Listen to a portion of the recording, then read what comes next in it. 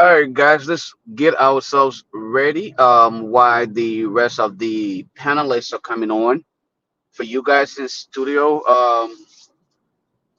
Folks, do us a favor, share the video as you come on. A lot of things to talk about today. This is a special edition of the closing argument. I'm pretty sure a lot of you are aware that we normally don't come on Thursdays, but today we had to, of course, spare our time and be on here so that our people can benefit from the current events. So as we wait on the rest of the panelists to join us, folks, we are simply asking that you do us a favor, share the video, invite other people to be a part of the conversation. um, as we wait on the rest of the panelists to come on. Ben Sanvee will be hosting, well, Alex Bearder will be hosting tonight. Uh, Ben Sanvee will be joining him. We have other guests who are going to be joining us later on. I think Representative Frank Safoco will be in the studio with us, as well as Isaac Jackson and other guests. So, folks, let us get ourselves together as we share the podcast. Invite other people to come on. I'm very positive it will be another fascinating conversation, very fire burning. As the legal mind himself, Isaac Jackson, will be joining us, giving us his perspective from the legal aspect of things. And we will also be hearing from Representative Frank Safoco, who will be hopefully giving us insight and also giving his view on the response from the information minister. I think he partially addressed that on his personal page. But great to be here. There you go. Tomalin George is in studio now, folks. Unfortunately, and I apologize that I had to turn my camera off as I'm en route and traveling, so I hate to come on the platform with me having to drive. But Tomalin George, thank you for coming on, guys. We will be following from the back, and we wish you guys a great show today. Thank you, Lofa. Thank you. And whatever you're doing, safe. Be safe. Take care of that. Be safe. Take it easy out there. But it's good to be Thank you. back with an argument, especially edition of the closing argument. As you may be aware, today there was early morning disturbance in the city of Monrovia, to be particular in the headquarters of this Congress for Democratic Change, this opposition CDC. And there have been different versions of what occurred today, but the panelists will be here, and we'll do our best to discuss, bring the facts wherever the facts lead us. But as we get started, we have two statements coming from the one from the opposition Alternative National Congress, the ANC, just issued a statement, and it reads: the ANC condemns violence and lawlessness at CDC headquarters, calls for immediate and fair investigation. The Alternative National Congress, the ANC, unequivocally condemns the lawlessness and violence that erupted today around the Congress for Democratic Change CDC headquarters. The incident is a stark reminder of the dark days of our past, and we must collectively ensure that Liberia does not slip back into the years of carnage and gangsterism. The ANC firmly believes that there is a better way to enforce the law, and certainly a more constructive way to react to disagreements. Liberia is a nation for all its citizens, not just for seditions or UP partisans to engage in destructive confrontations. We must rise above partisan divides and work together for the greater good of our country. We condemn the violence in the strongest possible terms and call on the government to act responsibly and fairly. It is imperative that an independent commission be instituted to investigate the fracas and make its findings known in the shortest possible time. The citizens of Liberia deserve transparency and accountability, and there must be consequences for such massive disruptions and the injuries inflicted upon our people and our state. The ANC stands with the victims of today's violence and their families. We extend our deepest sympathies to those who were injured and affected by this senseless act. Our thoughts and prayers are with you during this difficult time. Enough is enough. We cannot allow our beloved nation to be torn apart by violence and lawlessness. It is time for all Liberians to come together and demand better from our leaders and ourselves. We must strive for a peaceful, just, and prosperous Liberia, where the rule of law prevails and every citizen feels safe and valued. The ANC remains committed to working towards a brighter future for Liberia. We urge all political parties, civil society organizations, and citizens to join us in condemning violence and advocating for peace and justice. Together, we can build a nation that we are all proud of, a nation where every Liberian can be assured of equality and justice. This signed by Lafayette E. Gould, National Chairman, Alternative National Congress, ANC. Now, we did our due diligence. We reached out to the government of Liberia, and so no one should say that. But let me say this clearly. This platform is not an opposition platform. It's not the platform for CDC or ANC or UP or whatever the case. Any opposition party is a people's platform. We always make our duty to reach out to the government and all sides of the political divide to be heard. And when we make our request, it's up to them to either agree or not. And so this afternoon, I reached out to the Minister of Information, Honorable Jeremy Pia, and all he did was send me this statement. And we'll read. Statement by the government of Liberia. Early this morning, the Liberian Drug Enforcement Agency, LDEA, in an attempt to execute a search and seizure warrant at an identified property in the small town community around the Bernard Beach vicinity, received resistance from some community members that led to the LDEA personnel pulling out of the community. As a result of the resistance, several LDA personnel sustained injuries and are currently being treated at a John F. Kennedy Medical Center. After the LDA pulled out, individuals believed to be members of the Congo Democratic Change, CDC, blocked the flow of traffic, setting roadblocks, lighting fires, and peddling stones at vehicles and pedestrians on Tomalin Boulevard, near the party headquarters. Several vehicles were damaged and innocent citizens as well as law enforcement officers were injured by rocks strewn from the direction of the party headquarters. To restore law and order, the Liberian National Police, LNP, swiftly intervened. The Joint Security also states categorically that no lethal weapon was used. The government clarifies that the LDEA search and seizure execution was not intended for, nor did it target the headquarters of the CDC. The Joint Security affirms its commitment to the rule of law and protection of our democratic principles. The security forces will continue to perform their duties with professionalism and integrity, ensuring that individuals enjoy their rights in a safe environment. The government also urges everyone to refrain from violence and carry on with the normal activities.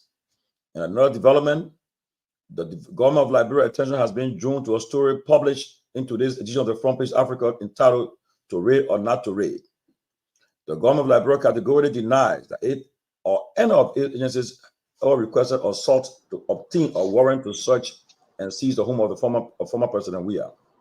The government emphatically states that a story published in a newspaper about a supposed plan to search and seize the home of the former president is false and without any truth.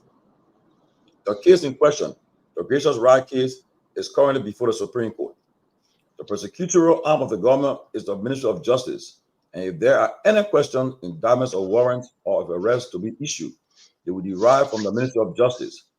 Front Page Africa did not seek any verification of the story from the Ministry of Justice. Additionally, the legal advisor has not sought nor been involved in any warrant contrary to the FPA story. The government has called on Front Page Africa to retract and correct its sensational and unverified publication. It could lead to a dangerous national security situation. Signed, Jeremy Matthew Pia, Minister. With this, I will say this. I take responsibility of what I said. I stand by the Front Page Africa's headline yesterday. I stand by it. Front Page is a reputable newspaper, organ outlet, and they won't just come up with story with all the facts. And the question should be asked, why is the Supreme Court not saying anything? If the government claims that Front Page is lying and the Supreme Court is not linked to this, why the Supreme Court is silent? That shows you that it is a fact of the matter that Front Page is saying the facts, but only because Front Page exposed what was planned against the former president's residence that made them to come up with this, to say that Front Page story is false and misleading. So I repeat, I stand by Front Page story. I believe in it. A reputable paper, and they won't go about just putting a false story out there. So So since I'm like, I'm glad that good thing you read the press release from the ANC. But to be honest with you, I personally won't have given any credence to the uh, uh, uh, the statement that was sent to you by the Jeremy Pierre, where you actually reach out to him, all right, to give him the audience to speak to what happened today, okay, because he's the mouth of the government. When you respected him and reached out to him instead, he sent you press release. I would have just published the press release right on whatever page and leave it right there, since he's too good enough to engage you or speak to the Liberian people when you're reaching out to him, as out of courtesy. You reach out to him, but he chose to be, just he chose to just kind of wave you off with what he did. Sent you the press release and say, all right, here, go read this to the people.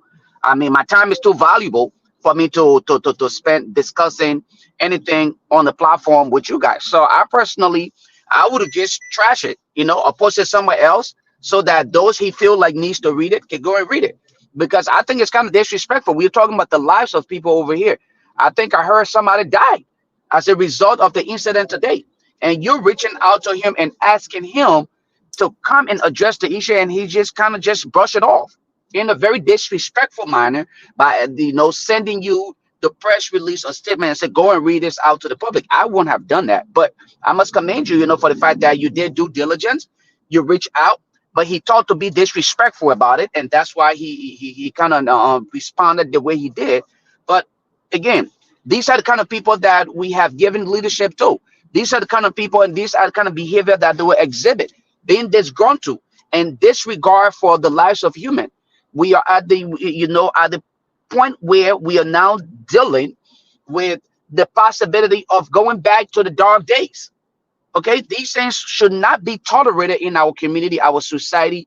Going forward, you expect the UP government to be one that will exercise some level of understanding, all right, based on their, in quotation, claim experience. Nobody endorse or support the idea of drugs abuse, but I think there are ways, like it was stated in the statement from the ANC, there are ways that you can actually fight the abuse of drugs. Okay, there are ways we can address some of these things, but as a government, for you to resort to violence as a way of fighting drugs in the country, I don't think that is the best way.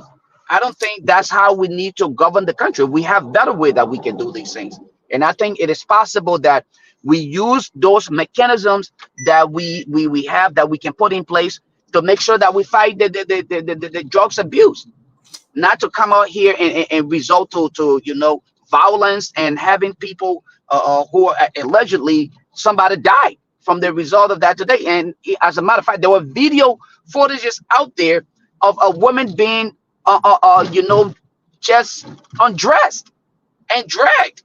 Another young man was dragged. CDC doing the CDC government, similar things. Police violence. Nobody should endorse or support the act of police violence. Our people are still going through. Our people are still traumatized, and we sit here and allow these kind of things. I mean, people who's supposed to be the people to govern the state have resulted to nothing but violence. President Boycott is not in the country, And I'll close on this note, Saint Tomalin. This is what I see that is happening here. A very immature father who leaves his home, and the kids are fighting among themselves, and nothing is being done about it. He's out there just gallivanting the streets, enjoying himself, doing what he wants to do, and he left the kids. They're fighting among themselves, and whether they hurt themselves or not, or they kill themselves, nobody cared. That is the case with President Joseph Boakai. He left the country, and now look what's happening. I mean, people fighting among themselves. All right, this is what is happening. And then one of his appointees in the what's her name, the model lady, came out, because I think that's the only profession I know her to have. She's the model who's actually worked with President Boycott now. Is now out there talking about they're fighting drugs. Is that the only way you can fight drugs? This is complete nonsense, and I'm gonna say that. Go ahead, Tomalin. Yeah, I agree.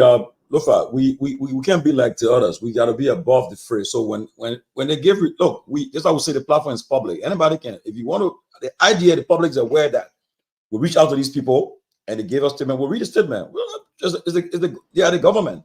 They choose what they want to do, but the idea will we always want to give them that respect and show them that, look, you have opportunity to come on a platform and make and address the public. But if you refuse, no problem. But the public is aware. Tomorrow, we have reason to say, well, people will say these guys will reach out to you guys. They gave your guys the platform. You're getting a statement. So that's why when we say, that's why I said clearly, I stand by the statement of Front Page Africa. From Africa, they were planned. They have some plan to go raid the president's house, and that's the fact. And from why the Supreme Court is not saying nothing, so it's up to them. They can go what station want to go and talk. It's up to them. But we are the closing argument. We belong to no one. But let's make progress, guys. I see we have some of the guests already around. I see the representative the district representative from district 15. Oh, what's up? Forgot where district one. That what district? Forget again. I forgot. What district? I see. District 9. District 9. Yeah, District 9. Okay, I see district. I see Chairman Sanvee. I see Alvin Wissel from the CDC. He's in studio. The Honorable Representative. Tony, can you hear me? Can you hear me? I don't want to test my audio. Okay, good. Thank you. Representative Friends. I'm driving, so I will be off of camera. And guys, we'll start the program right away. Other guys will join us. Representative Foko, it's good to have you again. On our platform.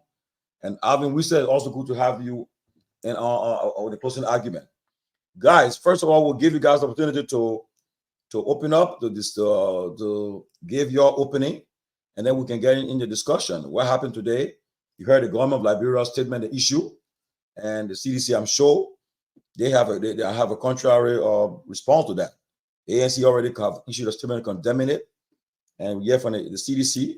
So Alvin Wissel, the Representative Foko is here. We can get started. Tommy, can I do a quick opening before we get our guests?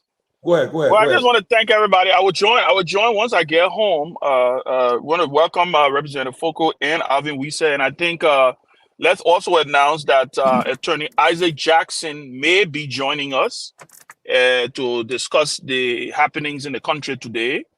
What happened today was not a good day for Liberia. I think it didn't give the country a good look, and we want to be emphatic about it. Like Lofa said, these things.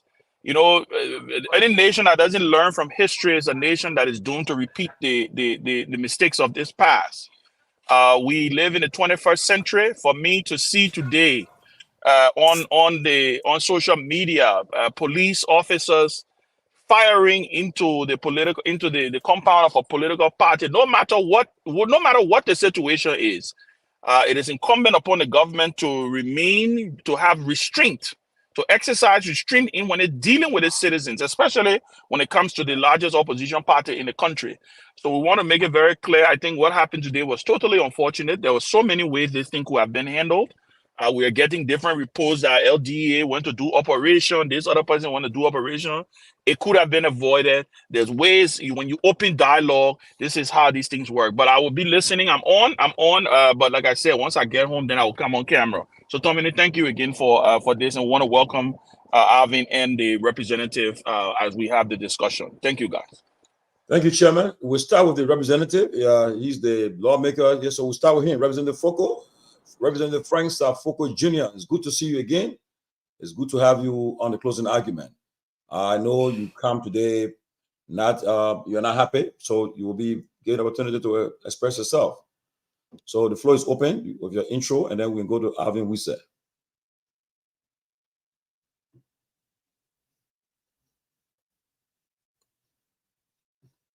Foko, you can hear? You can hear us? I think he's muted. You muted? Yeah, he looks like he's muted. Because he looks like he's talking. No, he's not talking though. Oh. No, Signal him to go. Signal him to leave and come back. Because he looks, okay, then he might be frozen. So, Representative Foko, you can go and come back, maybe. Go in and come back. Right. You can hear us. So our representative is getting set. Why he's getting set? Representative Foko, you can go and come back.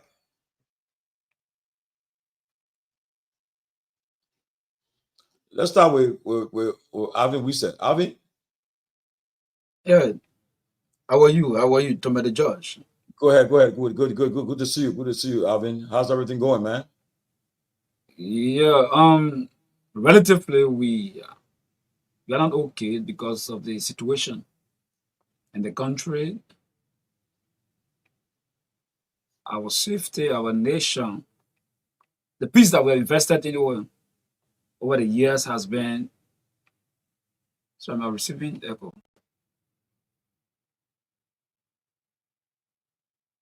Hello? I received your feedback. We're hearing you. Everybody, I'm muted. So the guys in the studio, make sure you take care of the guests. Go ahead, Alvin. Yeah, so like I was saying, I'm not too fine.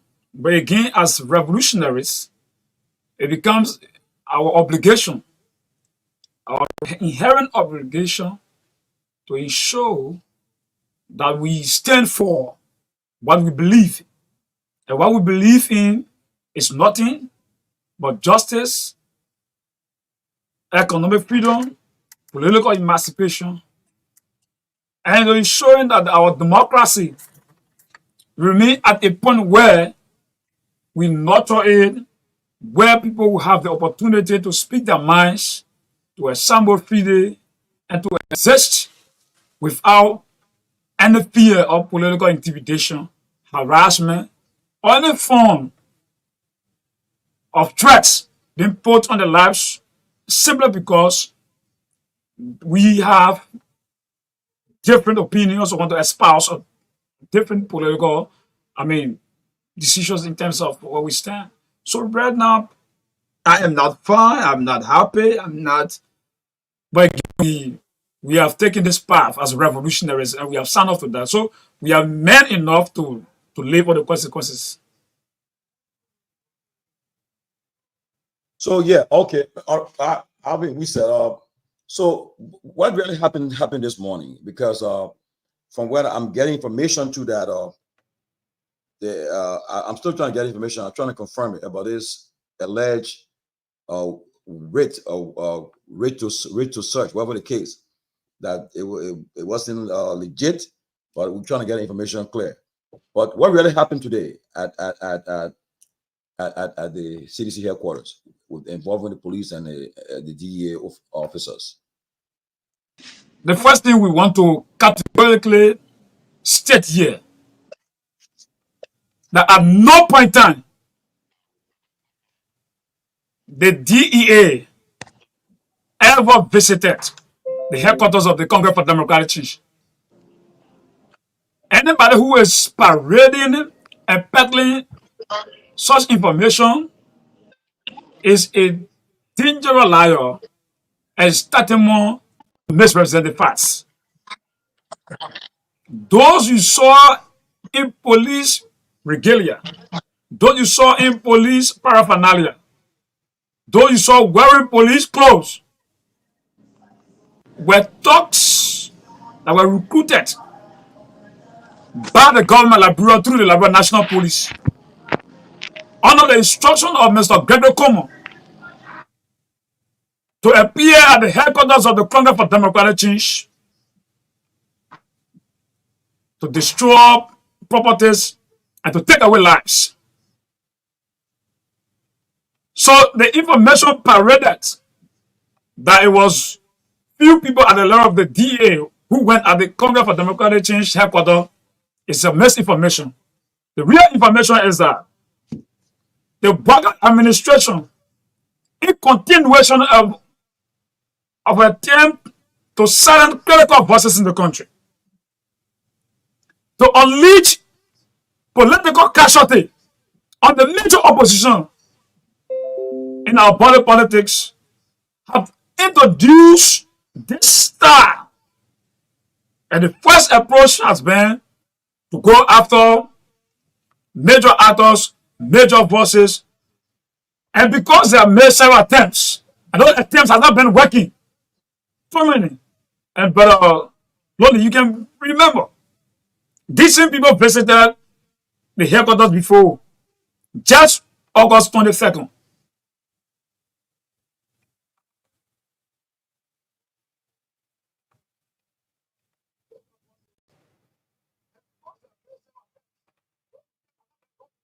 You okay? We hearing you. You live.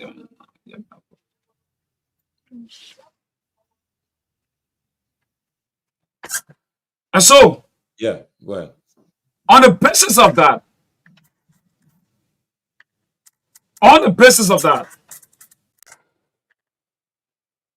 the police,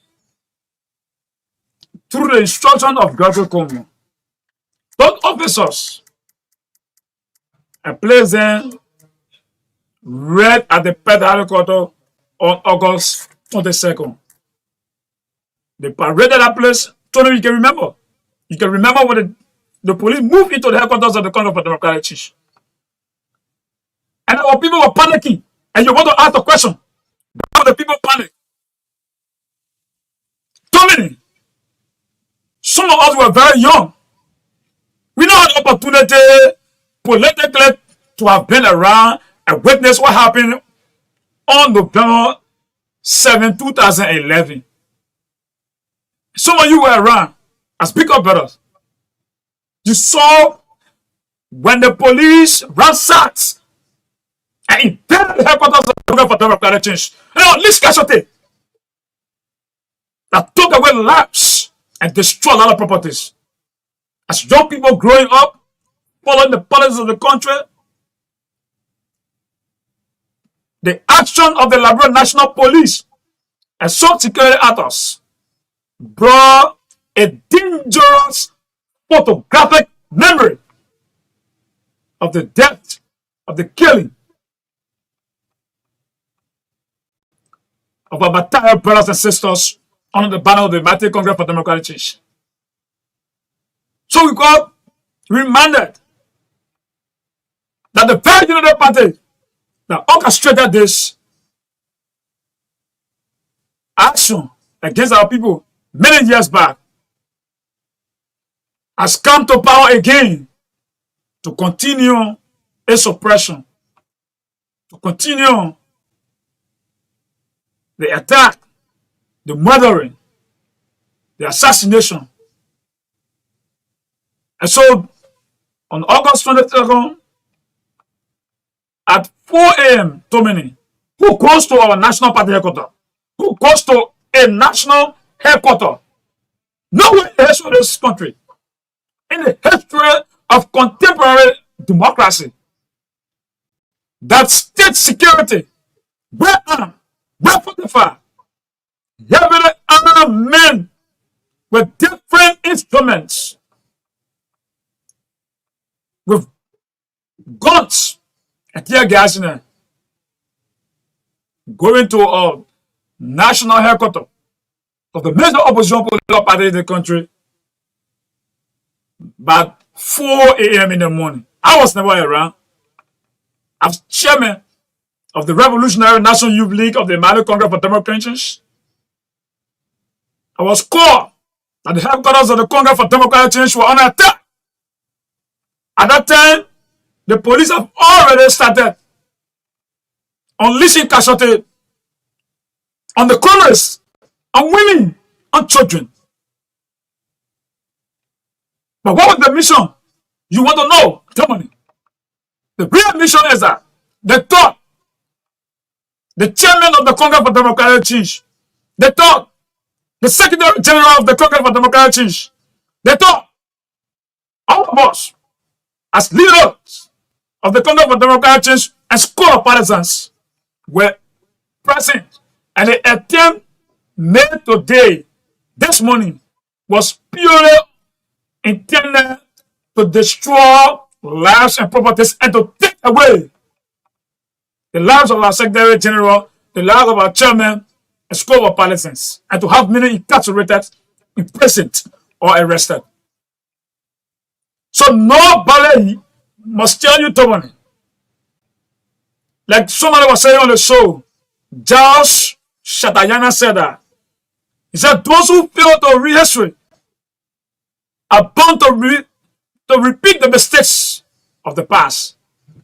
Yesterday, November 7, 2011, has replicated and reincarnated itself just before your naked eyes, just before the international community, just before our development partners, just before ECOWAS, just before AU, just before the Americans of churches, even the mass media cover the attempt to destroy many lives and to take away many properties.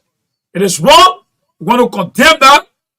The government of Liberia, under Dr. Ima Bwaka, is deteriorating the fragile peace of our country into the abyss of what happened in 1990, or what happened in 1980, or what happened in 2020, or what happened in 2003. We don't want to go there. We don't want to go back to war. But the Bwaka administration is doing everything possible to undermine the peace, to undermine the democracy, to hijack this peace that the CDC has invested to external barrel, the political leader of the Congress for Democratic Change.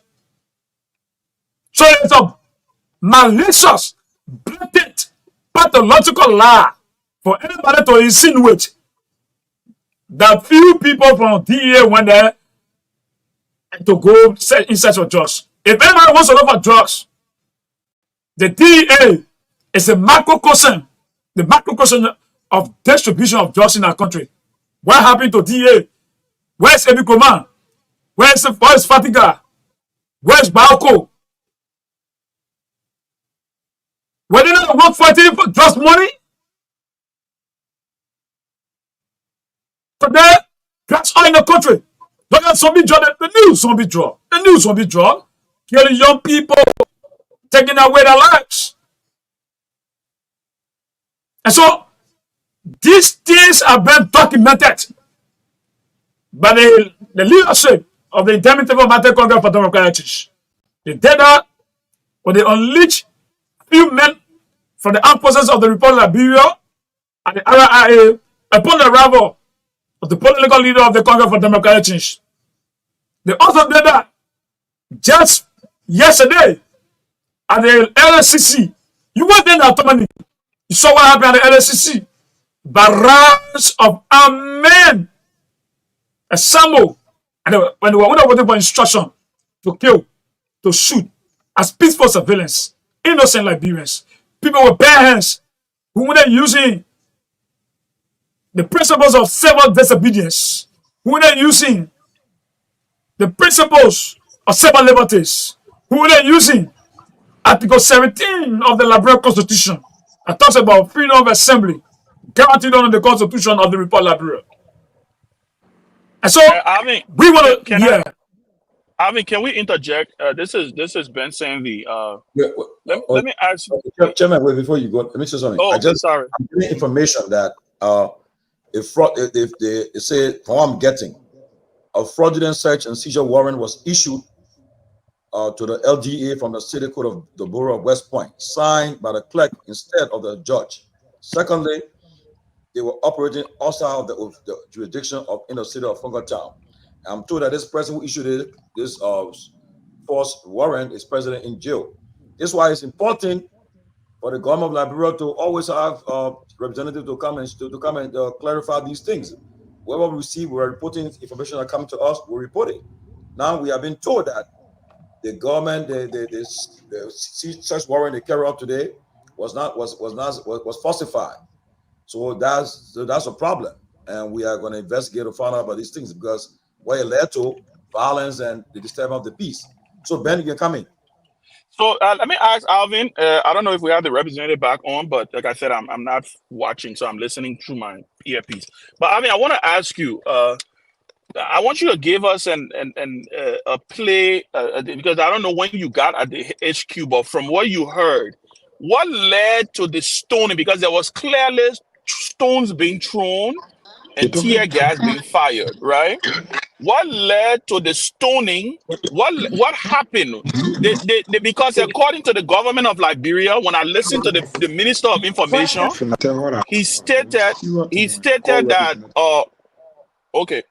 He stated that they went in the vicinity and the person, the people who they were pursuing ran in the CDC headquarters. Is that what happened? And what led to the stoning for them to start firing tear gas? Because I saw it on video where they were firing tear gas, countless amount of tear gas into the compound. But what led to the stoning? Why did the CDC partisans start to stone at the police? Do you know?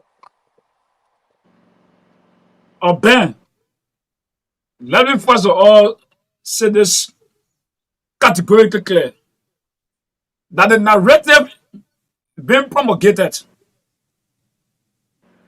being verbiage by Mr. Liar Pierre is nothing but fabricated.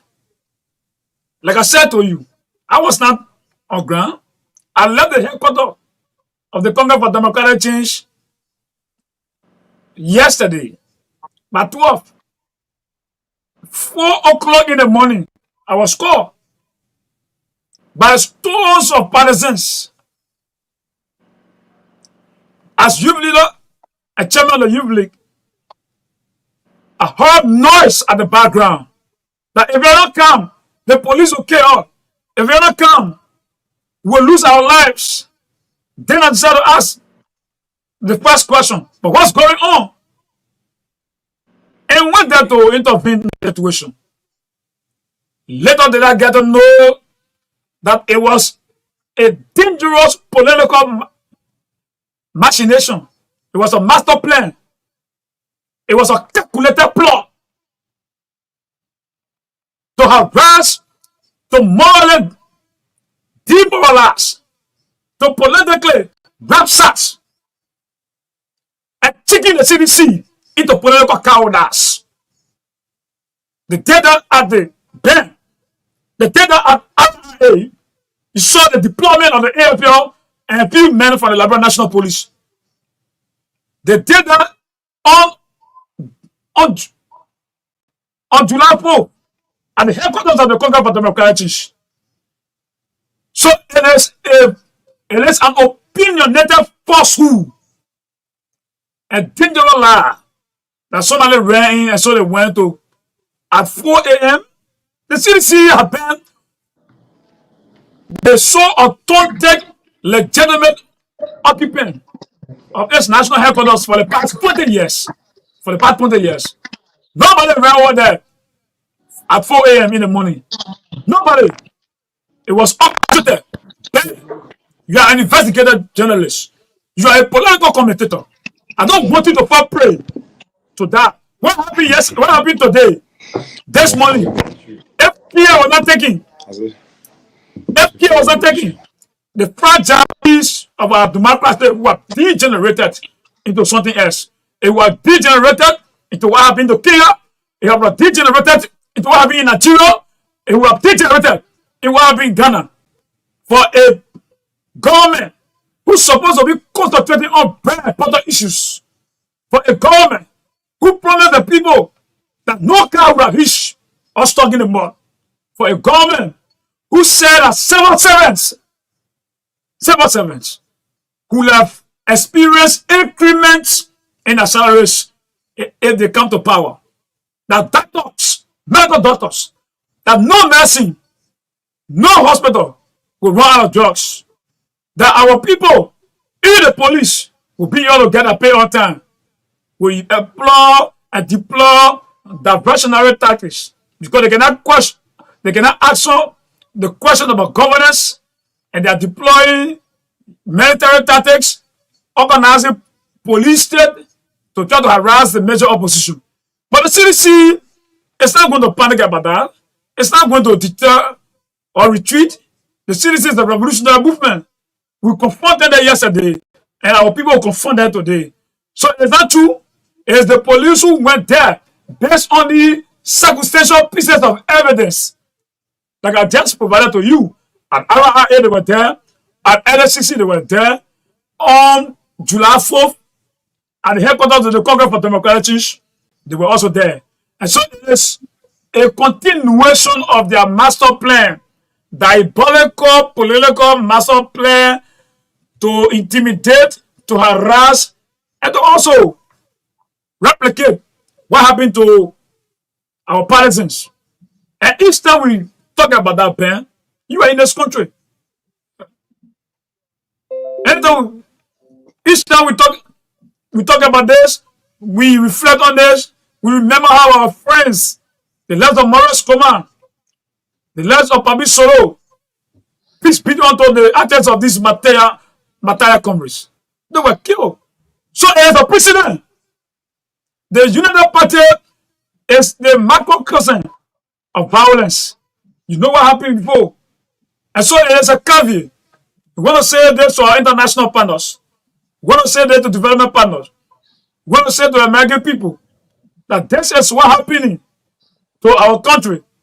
President Weir, under his administration, CDC-led administration, there were several protests that were held under our government. What we did was to provide democratic policing. At no point in time did we ever shoot any citizen for exercising their constitutional and democratic franchise. At no point in time did we ever put anybody behind bar as political prisoners. Why our government will panic, will be jittery so much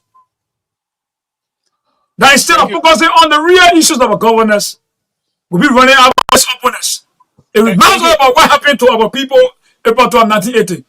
After the PRC took over, 13 men were placed on the pool and they were killed. Thank you, There Alvin. was Thank you. arbitrary arrest, extrajudicial killing in our country. There is time for democracy. And let me break the news quickly. Tomalin, I've been told that there are pro-security personnel, police, that are here. They are surrounded this station right now as I speak to you to get me arrested. I've just received this message. I just send it on my page. And if I get arrested, I get killed, the government is responsible. The government is dangerous. They did that in Kinjaw. They did that all over this place, and we may not overlook that. Step on with a piece of the country. Okay. I mean, let's get the representative involved at least. Yeah, let's get the representative involved. First of all, I don't know why they will be arrested. You're not, I mean, I see you crime you're committed. But before the representative Fogo comes in, okay, yes, the story. The search and seizure was they went to the scene this morning with no search and seizure warrant. When the people asked for it, they did not have, they couldn't show it, so they ran to the court. Went to the court, and then one of the judges in the Supreme Court said, "No, we're not getting involved in the politics. You won't be allowed to. All the judges not issue no search warrant to these people." So what they did, they ran to Nuku Town somewhere, and they bribed a clerk, I think $1,000, and he issued that. Now the person is in jail now, and right now as we speak, I'm being told the Justice Minister and Director of Police, they are going back and forth right now. They're having their disagreement. So that's why the ANC statement is clear. President Baga must constitute an independent investigation to get to the bottom of this, what happened today. It disturbed the peace of the country. So it's important that the president took us through under the rock and issue a appoint an independent board of inquiry to investigate. So, Representative Fogo, welcome, Attorney Isaac Jackson. Representative Fogo will give you the opportunity to come in.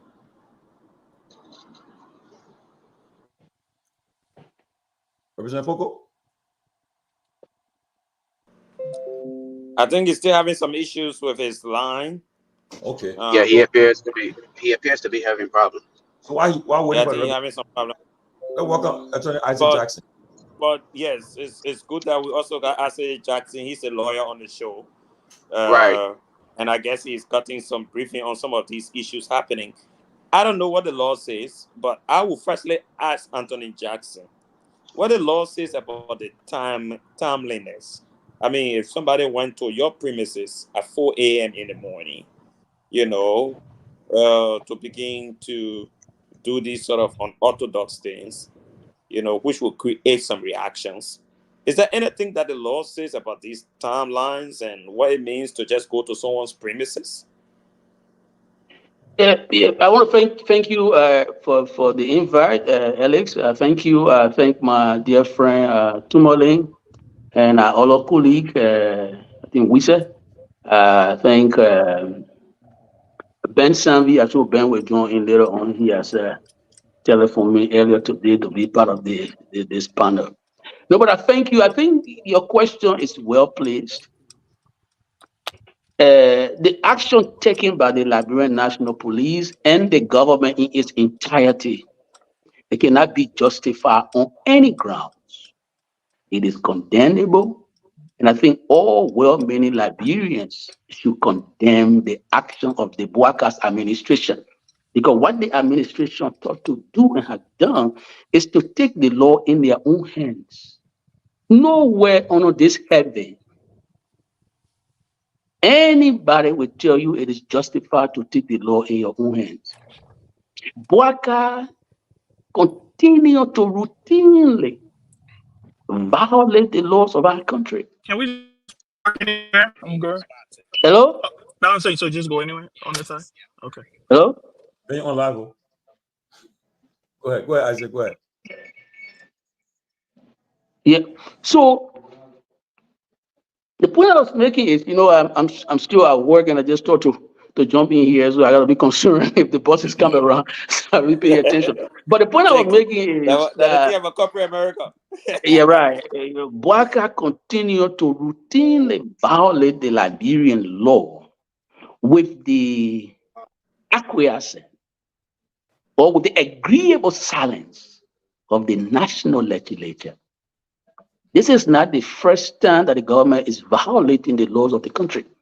If you were to open our grand norm, because Liberia is a constitutional democracy. If you go to the constitution of our country, Article 21B of the Liberian Constitution is clear. It said no one shall be subject to search or seizure of his person or property, whether on a criminal charge or for any other purpose, unless upon warrant lawfully issued based on probable cause supported by a solemn oath. So here we are, brother. This government did not obtain any such warrant, and they violated the sanctity, the privacy of the CDC headquarters. This is not permissible anywhere. And if we look to Boaka for solution, you'll be making mistakes, because Boaka is the first person to set the tone for the violations of our laws. He violated the Liberian Constitution, Article 89 and 18 of the Liberian Constitution, when he illegally removed tenure holders from offices. He continued to do that. He doubled down on it. The worst that he's done in recent times is to even usurp the function of the national legislature when he removed the president of the Central Bank of Liberia. Can you imagine that? Everywhere on this heaven, the central bank governor is protected by the laws. even though a member of the executive, but it doesn't take direct instruction because you want to make sure that you divulge the monetary policy for executive influence. Bouacar did not just remove the central bank governor. They usurped the function of the Senate when the legal counsel of the central bank inducted into office those who are supposed to be acting. Where does the legal counsel derive the authority to induct people into office when they are not confirmed by the Liberian Senate?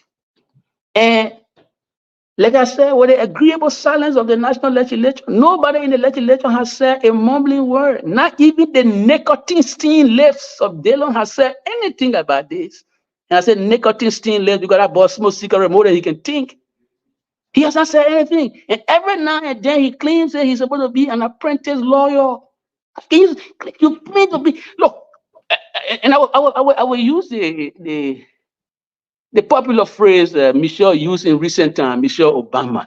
Who is going to tell Trump that a job he's running for here could be a black man job too? Who going to tell Mr. Bouacar that when you routinely violate the Liberian laws that you took oath to protect, it means that you are now subverting Liberian democracy?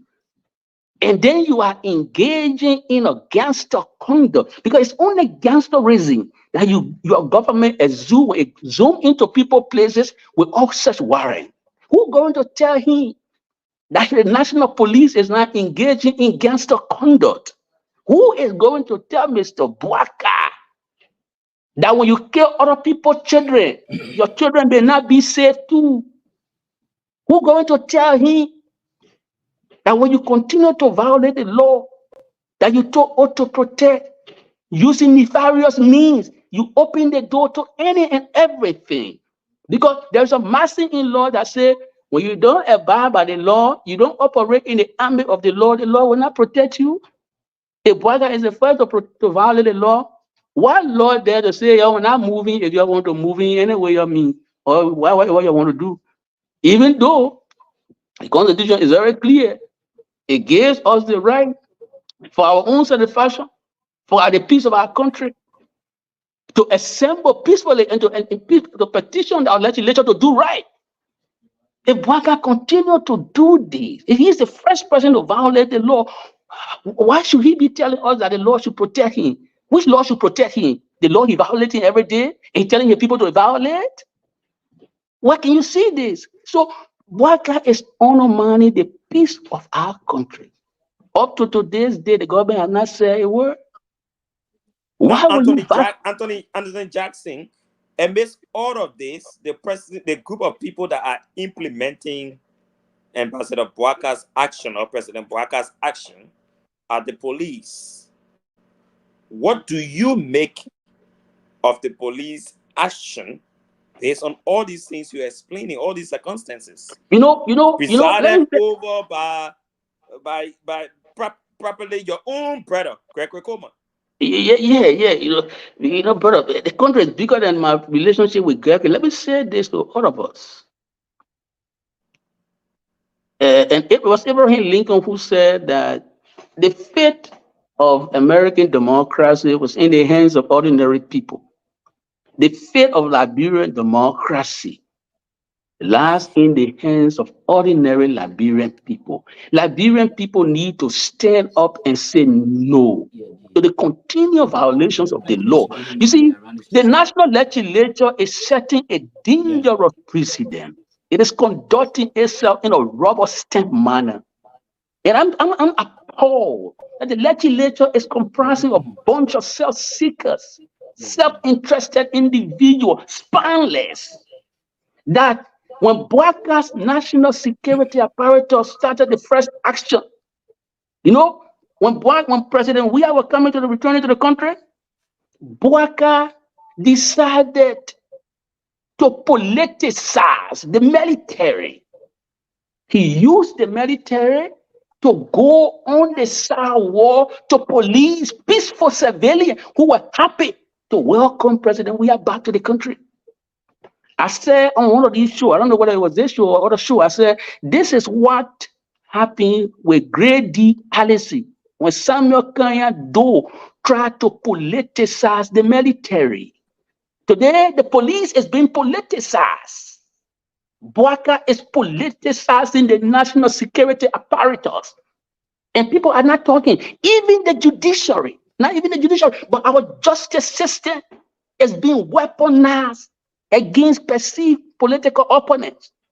My friend, I will digress and make this point because it's critically important to make this point. That Boaka is undermining all of the institutions, the democratic institutions in the country. Boaka is today weaponizing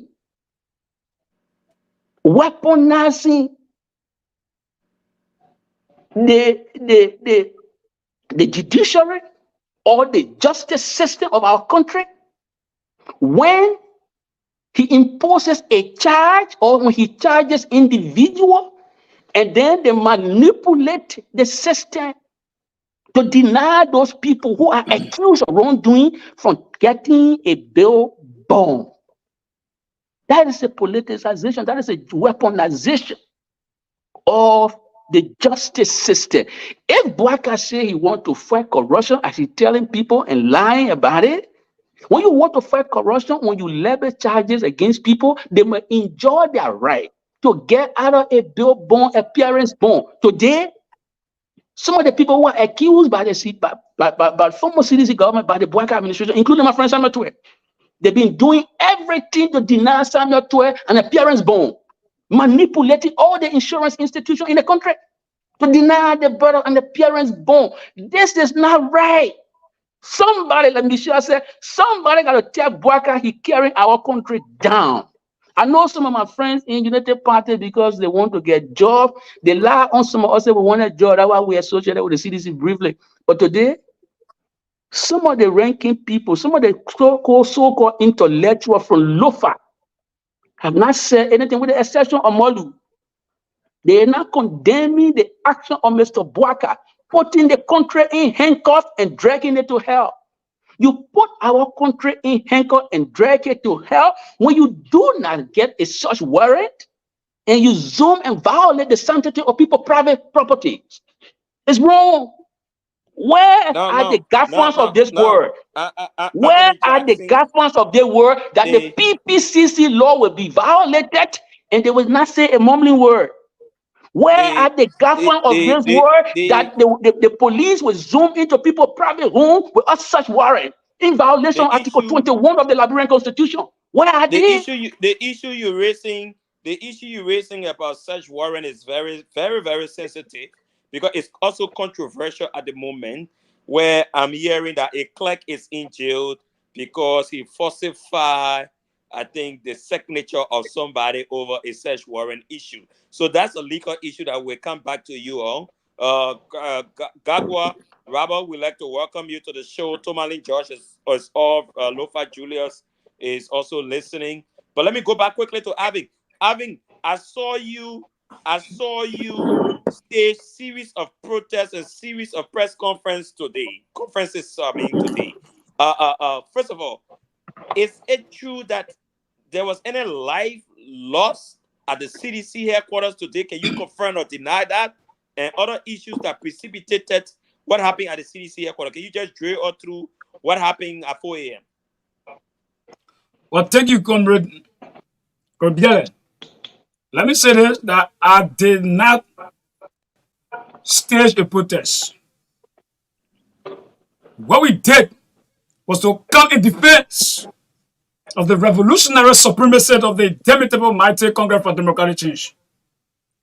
I want to be here on record. I owe nobody, absolutely no apologies. When a state becomes excessively paranoid,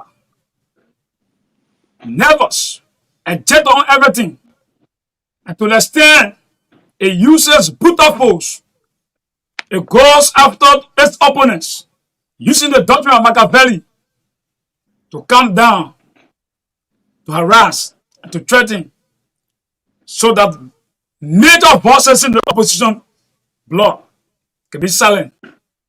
it becomes the inherent revolutionary obligation of young men and women to rise to the occasion and to protect the sovereignty and the sanctity of our democracy.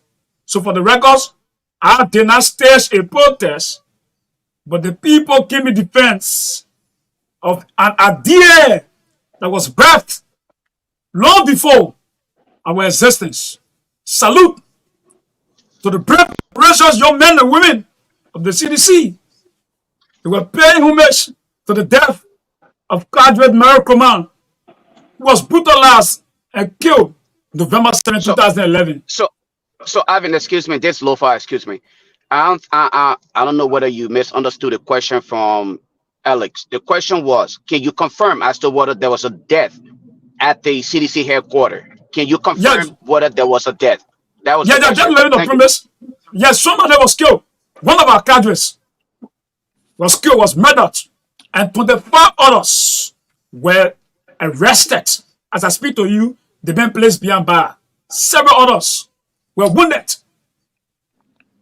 So you see, the political plot being organized, being orchestrated, when the war, a government that's supposed to be responsible will go to the major opposition party as early as 4 a.m.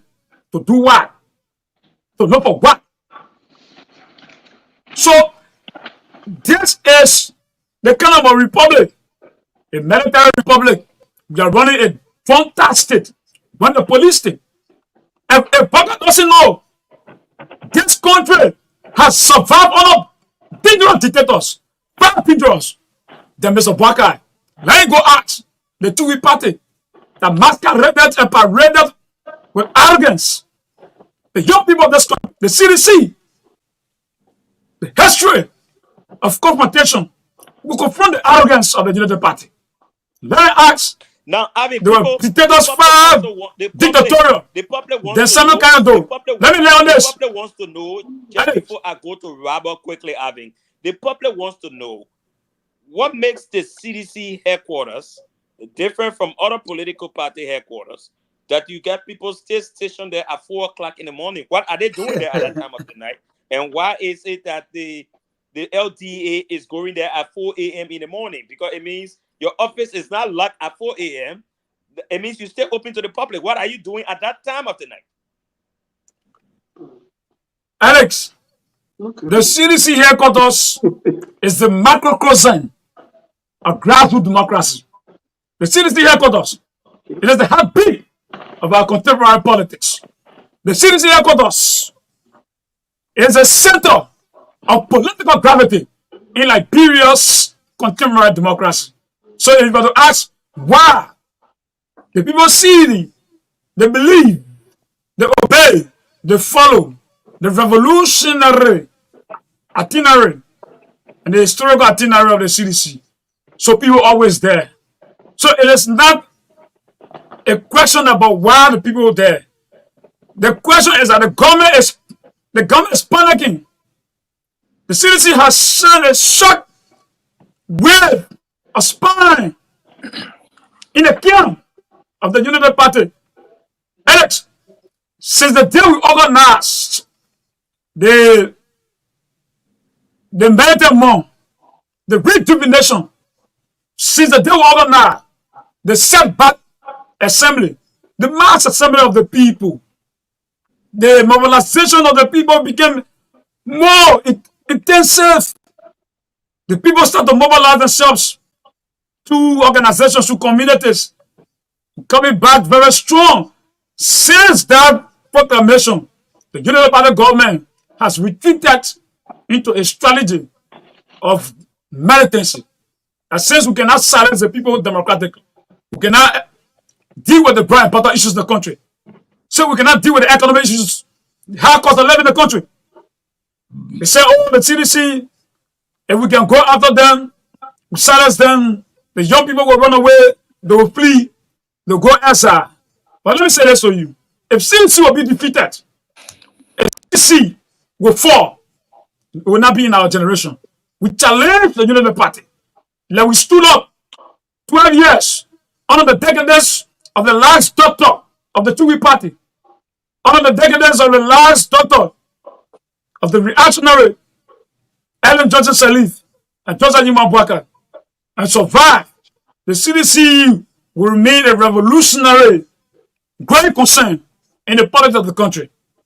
So let me hold you there and come to Robert. Robert is one of our panelists on the show. But if you're listening, we are on Spoon FM. We are on Truth FM, 96.1. Truth has a branch in Nimba and other branches across the country. We are on Hot FM. We are on YouTube. We are on Facebook. This is the closing argument. We got Robert Gagwa here. We got Chief Tomalin George. We got Ben Sanvee. We got Grace Gagwa. We got Dr. Peabody. We got Professor Larry Kennedy. We got Lofa Julius. I'm Toga Alexander Beard. We're on the show. We got Anthony Acid Jackson as our guest tonight. We got Alvin Wisser and we got Representative Frank Safoko. These people are analyzing what happened today in Monrovia, in Concord Town, at the CDC's headquarters. Let's go to Robert. Robert, you might have some question for some thoughts about what our panelists are saying. Go ahead. Thank you so much. It's great to be back on. And Isaac, it's been a minute. I haven't seen you, so welcome back, my friend. Thank you. Ivan, I have never interacted with you before. Welcome to the closing argument. But before I ask my question, I want to say this, and to my brother Togai, and I think you're playing the devil advocate, so this is not towards you. But as far as I'm concerned, Liberia does not have, and I stand corrected, but can someone tell me if there's a curfew in Liberia? Do we have a curfew in Liberia? No. Okay, so if we don't have a curfew, that would be a legal question for Anthony. If we don't have a curfew in Liberia, then citizens, peaceful citizens of the country, are free to move about whenever they want. So be it 1 o'clock in the morning, be it 4 o'clock in the morning, be it 5 o'clock in the morning, citizens can move around about their business peacefully, right? As long as they're not armed robbing anyone or doing anything outside of the boundaries of the laws. And so the question as to what are seditions doing at the headquarters at 3 o'clock, 4 o'clock, 5 o'clock, that's the business of seditions. Being out at 4 o'clock in the morning is not a violation of any laws, and it does not police should not be going out there because they're out there. And so that's one. Two, I listened to my friend, my dear sister, Mandela Cooper today. And when she said that the Unity Party have waged war on two things, drugs and illegal weapons. I thought it was a mistake when she specifically said that intelligence has revealed that there are weapons in the backyard of the headquarters of CDC. And so I know she's listening. To my dear sister, if there are weapons in the backyard of the CDC, or if there are illegal weapons in any home for that matter, the proper and legal way to proceed to actually ascertain if that is factual is to seek a search warrant from the court. You don't have to have police roaming the headquarters of a political party that you've contested with through a very close election. You don't need that. We have many political parties in our country. Why are the police not roaming the parties of the Liberty Party, for instance? Why are the police not roaming the headquarters of the MPP? Why are the police not roaming other parties' headquarters? Why is there a constant police presence at the headquarters of the CDC? And you're talking about because intelligence has revealed that there are guns, illegal guns. And so how do you go about searching for those illegal guns? By threatening citizens? You can't do that. And so I just want to lay that premise. I think what happened today is very, very unfortunate. The government, each of us, have a responsibility to uphold the peace in our country. But the major responsibility lies in the hands of this government. This government has a responsibility to maintain the peace in our country. And some of the actions that I've seen so far, provokes and creates an environment of chaos and violence. And we cannot do this to our country. We cannot do this to our country. The world is watching. We've got to be very careful how we make decisions and how we move. Like the war has ended in our country. Every single Liberian is protected under the constitution of our country. People should be able to assemble peacefully at any time. Sedition headquarters is legally acquired. They pay bills over there. It's not owned by the government. It's not owned by the police. They can move in and out of that place whenever they choose to. And if any of our security apparatus wishes to search that place, there's a legal right to do that. And so we got to be careful. And so here's my question to Ivan. You talked about coming in defense. And as much as this government responsibility is to protect and maintain the peace, each of us also have the right to protect and maintain our peace. I know this is a fine line that you guys are walking on. But when you say came in defense, I want to ask you this. George Weah is a peaceful man. George Weah is the head of this revolution. I understand that you guys are being poked. I understand that this government is using tactics to basically say, look, these guys are violent. This is the reason why we are there. Strategically thinking, I want you to answer this question. What kind of defense mechanism have you guys put in place to resist or to respond to police brutality or anything that you consider unconstitutional that are not violent?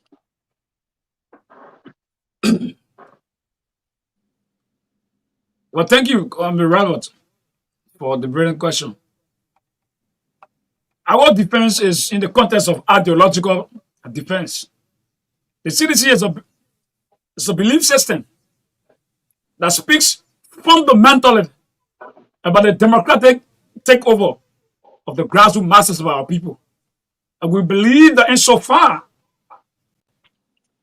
the political elite has monopolized the political economy of this country after 133 years, there has been a fundamental radical departure of the grassroots masses of our people to move into history and make history in terms of being authentic carriers of their own destiny.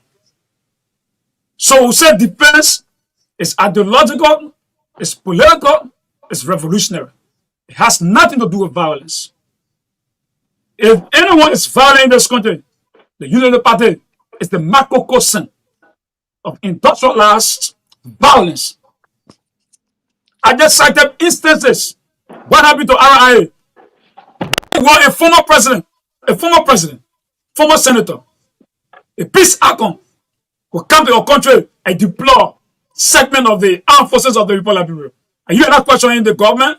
Robert, you are a patriot. What happened yesterday at LSCC? We want to have the chairman of the CDC Progressive Legislative Caucus, Chairman McGill. He saw the barrack of weaponized and heavily armed men. What's going on in the country? And you're not asking questions. On July 4, there was an assembly of police officers. After elections 2023, you won elections on the margin of error and gave it the country. So go and govern. And you come back to the people and say you shoot the people, you kill the people, and you did to the people's children, buried them in cold blood, November 2011.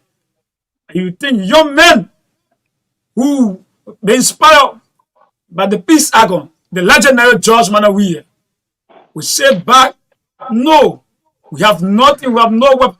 If we have quote unquote weapons, as the regime is saying, nobody will have weapons and give and give or turn over a government under 17,000. It's not possible.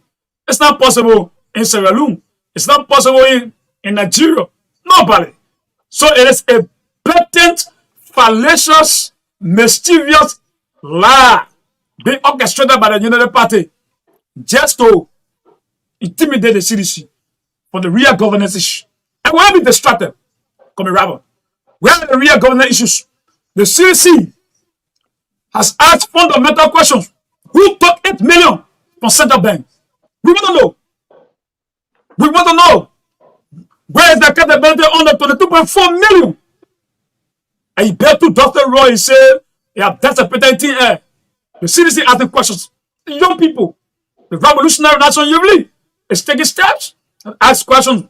What happened to Mr. Sylvester Gillespie, who took 500,000? And there's no accountability being provided thus far. What happened to the resources of the people? Where is it that's happening in the country where there's some dismissal of citizens of this country? You dismiss poor people even when they make 150 United States dollars in a country where the economy is backward, reactionary. What happened to our people in Kinjor? What's happened to the people? So it is not about violence here, because the CDC is not into violence. You know very well. So I can somebody insinuate that because the party headquarters is already, they always engaged people there day and night. Who doesn't like that party headquarters? The CDC is the biggest, foremost, largest mass base, masses driven up opposition political party in this country. How dare you say there will be no people? How dare you say the place will be empty? It's not a united party. It is a movement. It's a movement of people. It's an idea that metamorphosed into revolutionary movement of the people. So let me make that clear. And let me say this for you. We have an intelligence that two things going to happen tomorrow. This is an intelligence. The state security is going there for another dangerous attack at the headquarters of the CDC. I'm saying this. I'm talking about tomorrow. They will go there tomorrow again. We have gathered that information. The top intelligence bureau of the UP has uncovered that the state security is going back there to unleash and to inflict another casualty on the masses of our people. And also, the political leader have been told through our intelligence by either tomorrow they'll be going to a house. Now what they did this morning, the houses of the former president of the Republic of Benin and the current political leader of the Intermittent Martyr Congress for Democratic Change will be besieged, will be attacked tomorrow. And so we count on the government, ECOWAS, we count on our international partners to tell Mr. Baka this is not the best way to go. You have a simple mandate. What would you consider to be a weakness? You have a simple mandate. But again, when the government What would you consider to be lacks democratic legitimacy, a weakness? Doesn't have always without a popular mandate of the masses of our people, the government will deploy strategies to maintain power. So those are all. I like to hold you. I like to hold you there quickly. I don't know if Rabbi wants to come back with a second question, which is one of our basic policies on the show. But Anthony Jackson, you've listened to all of these. What you think is a solution now for Liberia's problem? Do you think this issue is going to end? Do you think this rivalry is going to continue? Do you think, like Alvin Wisa has said, this matter is not ending today? Yeah. It's going to be a long haul. What do you see here?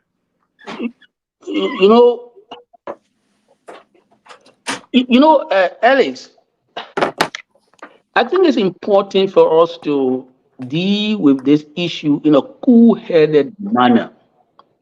I know all of the sensible people who supported Bouaka, I know they are not celebrating now. I know they are holding their breath as Boaka continued to double down into his lack of leadership.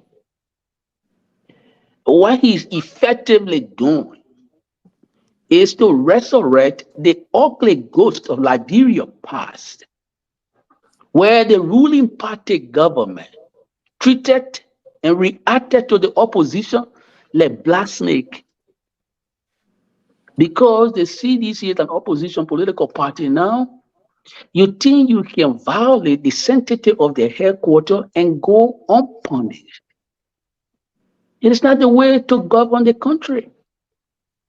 And that's what I pick up on Michelle Obama. Who going to tell Boaka that he's on the wrong path? The national security advisor to Mr. Boaka has a human rights record.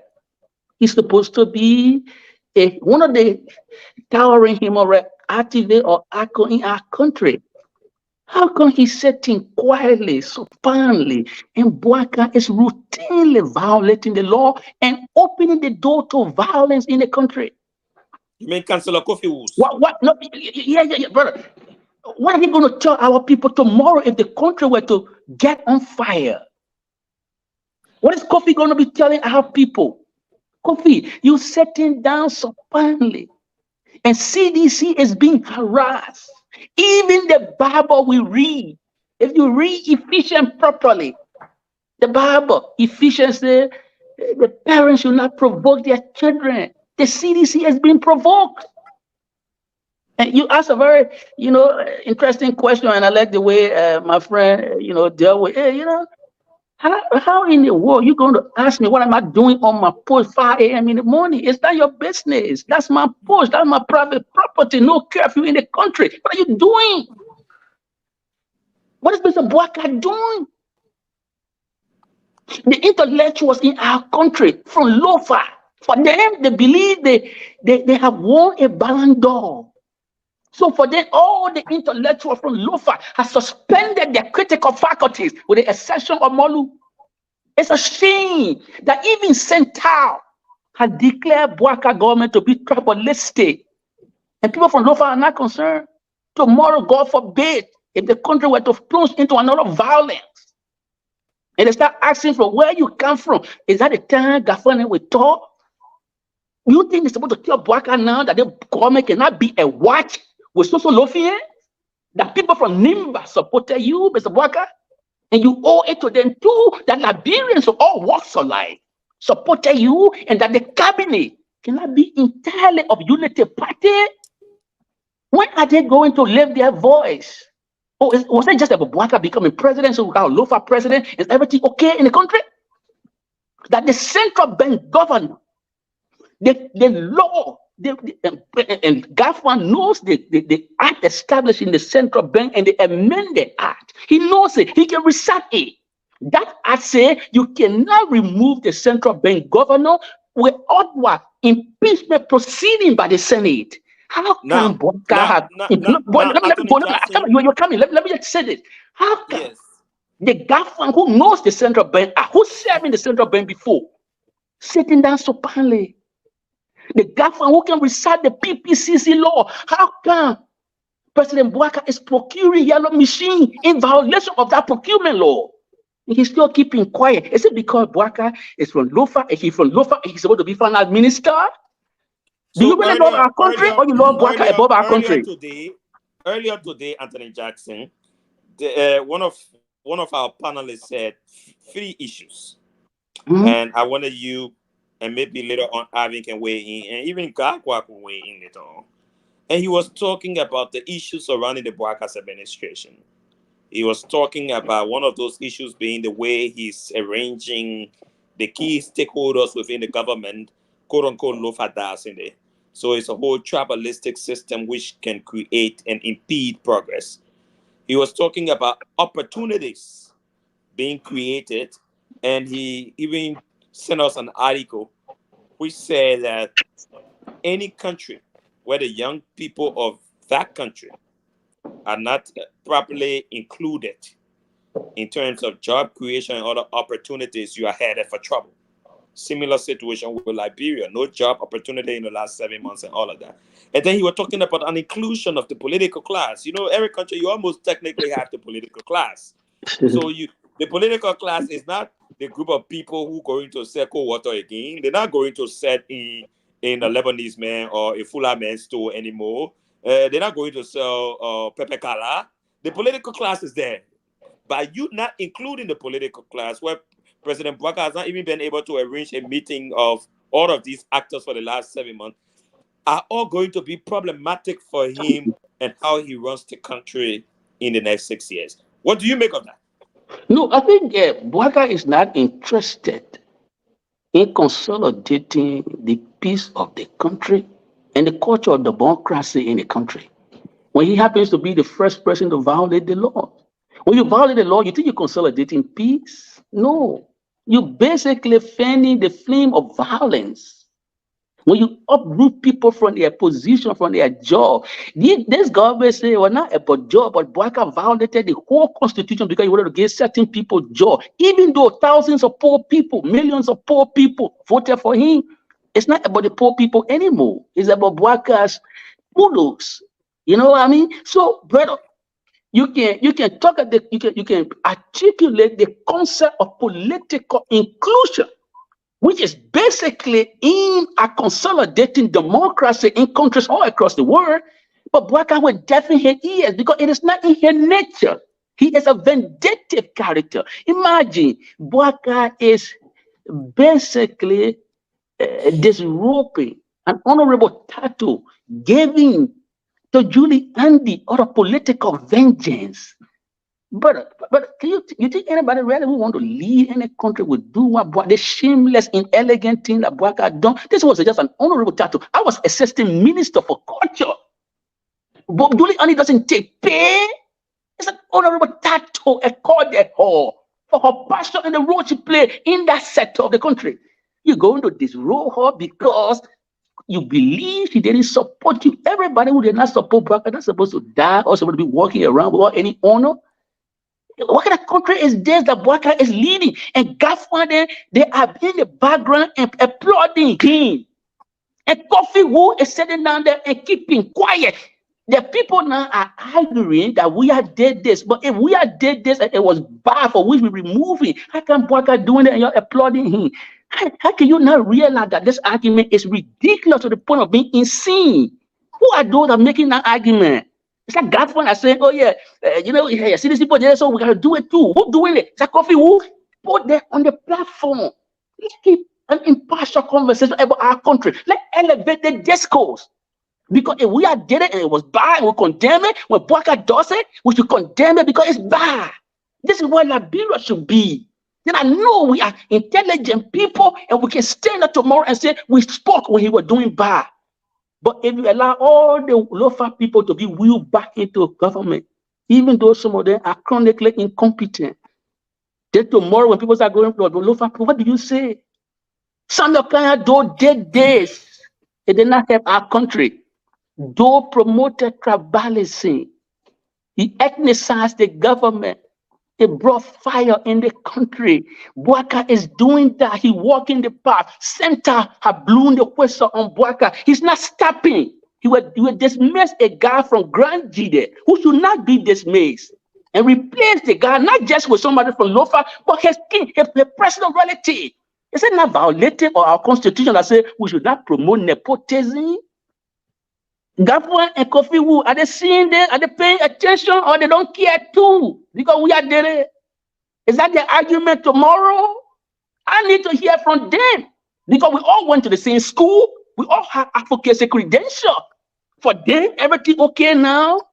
That even though the central bank governor is protected by the act established in that institution, that even though the central bank should not be politicized, Bouaka had done this. Nobody's saying anything. Even the military security apparatus is being politicized and nobody cares to say anything. The national security apparatus should not be politicized. That's why the AFL women demonstrated, because they believe Prince Johnson was deeply politicized. He should not head the military. Boaka brought somebody from Lofa is not heading the military. When civilian police, when civilian people are going to welcome we are Boaka will put the military aside. Anthony Jackson. Let me hold you First, there. Let me no, quickly let me bring in. land this. Let me land my point. Let me land this Quickly. quickly. Ellis, let me land Let this. me You asked quickly a bring question. in. Ellis, Yeah, let me land let my me just thought bring on in this. You know, Guar Ellis, quickly. 1 minute. Bring in Let me land my thought on this. 1 Ellis, minute. 1 minute. Let Yes. me land my thought on this. Let me Okay, land my thought please. on this. Because you know All right. I'm working when you call me. I'm Exactly. saying all of these things because for me, it matter later where they go to CDC compound. What matter is if we do not do the right thing to protect the democracy. The Lord that brought Boaka here soon and very soon we all hold ourselves to blame. When the president of the republic, in the name of fighting corruption, will weaponize the justice system against sedition, it's a terrible thing. You weaponize the justice system when you accuse my friend Robert that he committed a crime that he stole, but you go and intimidate all the insurance companies to not give him bill bond. What are you doing? You weaponizing the justice system. It's bad as bad can be. We need to tell Boaka he can't run the country in the ground. He giving people reason to not abide by the law because he's the first to violate the law.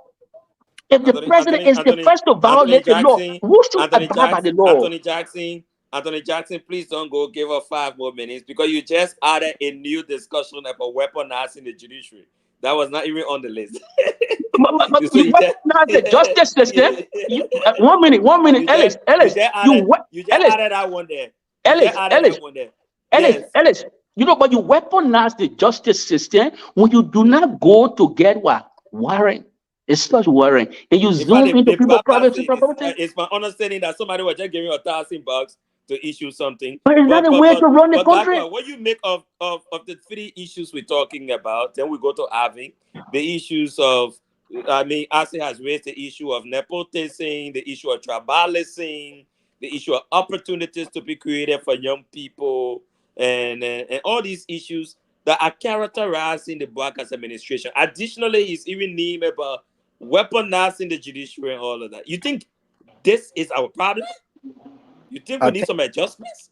I think this and more have become our problem. And to some extent, I think that we ourselves have become our own problems, right? Because the Liberian people have got to know what was best for them. The question is, do they? I was talking to a friend today, and they said, "But why is Alice Cummings quiet?" And my question to him, after thinking, I said, "Well, what should he say?" The Liberian people made a choice. Alex and other decent candidates were on the ballots. These guys spent over 15 months on our platform and on many other platforms articulating their vision for the country. And part of that vision for the country was an inclusive government. And what did they say? They said, no, we want Boaca. Boaca has a record of 40 years. And we on this very platform argue against that on the premise of Boaca was not the alternative to George Weah and CDC if the message or if the focus was change. Change is just not any kind of word. It's an action word, right? It's not something you just say. You've got to act and you've got to make sure that you have what it takes to really bring about change. Joseph Boaca and Unity Party, uh, you know, even to the blind man, does not represent change. This is what you get. This is what you get. He has not formed a government of inclusion. He has not done that. Joseph Boaga, as the elder, has not been able to bring all of his younger brothers together in the room.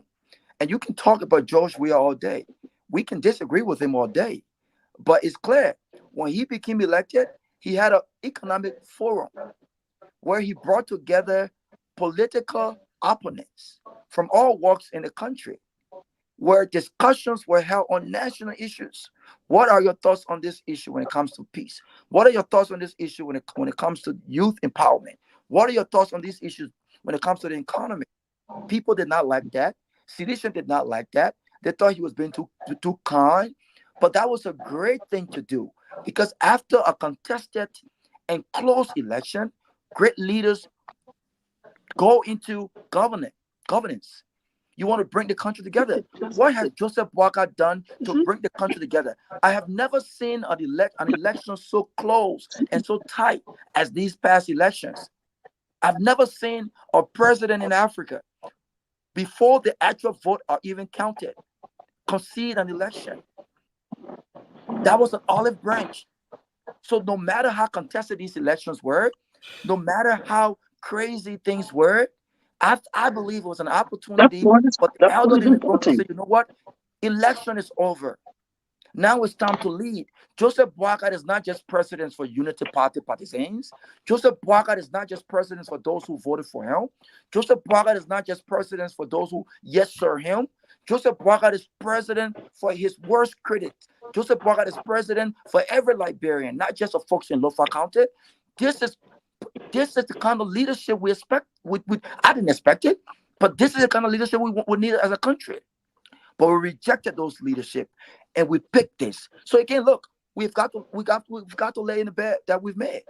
This is the situation right now. Nothing can be done about it. But here's what I would say. Robert, let me pick up on the point Robert made 1 minute. No. Let me land real quick. Let me land real quick. Let me land real quick on this note. Let me land real quick, please. Just 30 seconds. But let me say this. This is a message to my friends in Unity Party and to Joseph Boakai. Joseph Boakai is a few minutes away from my office right now as I speak. And I know that they're listening. Is that why he's serving as the keynote speaker? Absolutely. We have not heard anything yet, but that's it's a few minutes away from my office.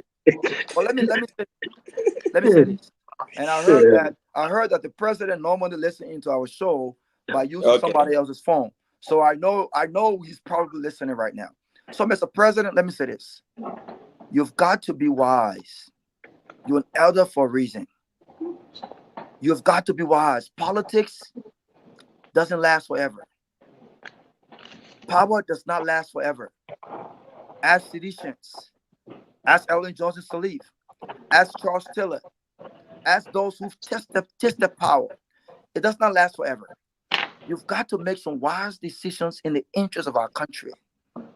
You are the father of that land. Leave seditionists alone. Leave these young men and women alone. Provide for them jobs and opportunities. This is why you were elected, to rescue the country. If you are asking questions about what they are doing at the CDC headquarters at 4 o'clock in the morning, guess what? If they had a job to be at 6 o'clock, they would be home resting. They will be there. Exactly. They will not be at the CDC headquarters. Provide for them opportunities to make them productive citizens. Because the brothers don't have jobs, that's why they are the CDC headquarters at 4 a.m. Absolutely. And until we do that, leave them alone. They can be out in the street at 4 o'clock in the morning. As long as they're doing nothing to anyone, leave them alone. There are many other parties. And on this last note, the war against drugs is not at the CDC headquarters. It's across the breadth of our country. It's not at the CDC headquarters. It did not start there. It must not end there. It's in the ghettos across of our country. They too need opportunity. We must be careful. We fought war for too long for this nonsense. We are playing with our peace. We will not allow anyone to play with our peace. People have investments in our country. People have built homes in our country, especially those of us who have worked hard for our money. We will not allow you to destroy what we've got. We must lead wisely. And to my brother, Arvin, and to Seditians, I think you guys have got to put together a strategy here. You've got to put together a strategy and a more responsible. And let's trust me, I understand where you're coming from. But you've got to put together a strategy to respond to these attacks and these provoke. You have got to put together this, because here is the thing.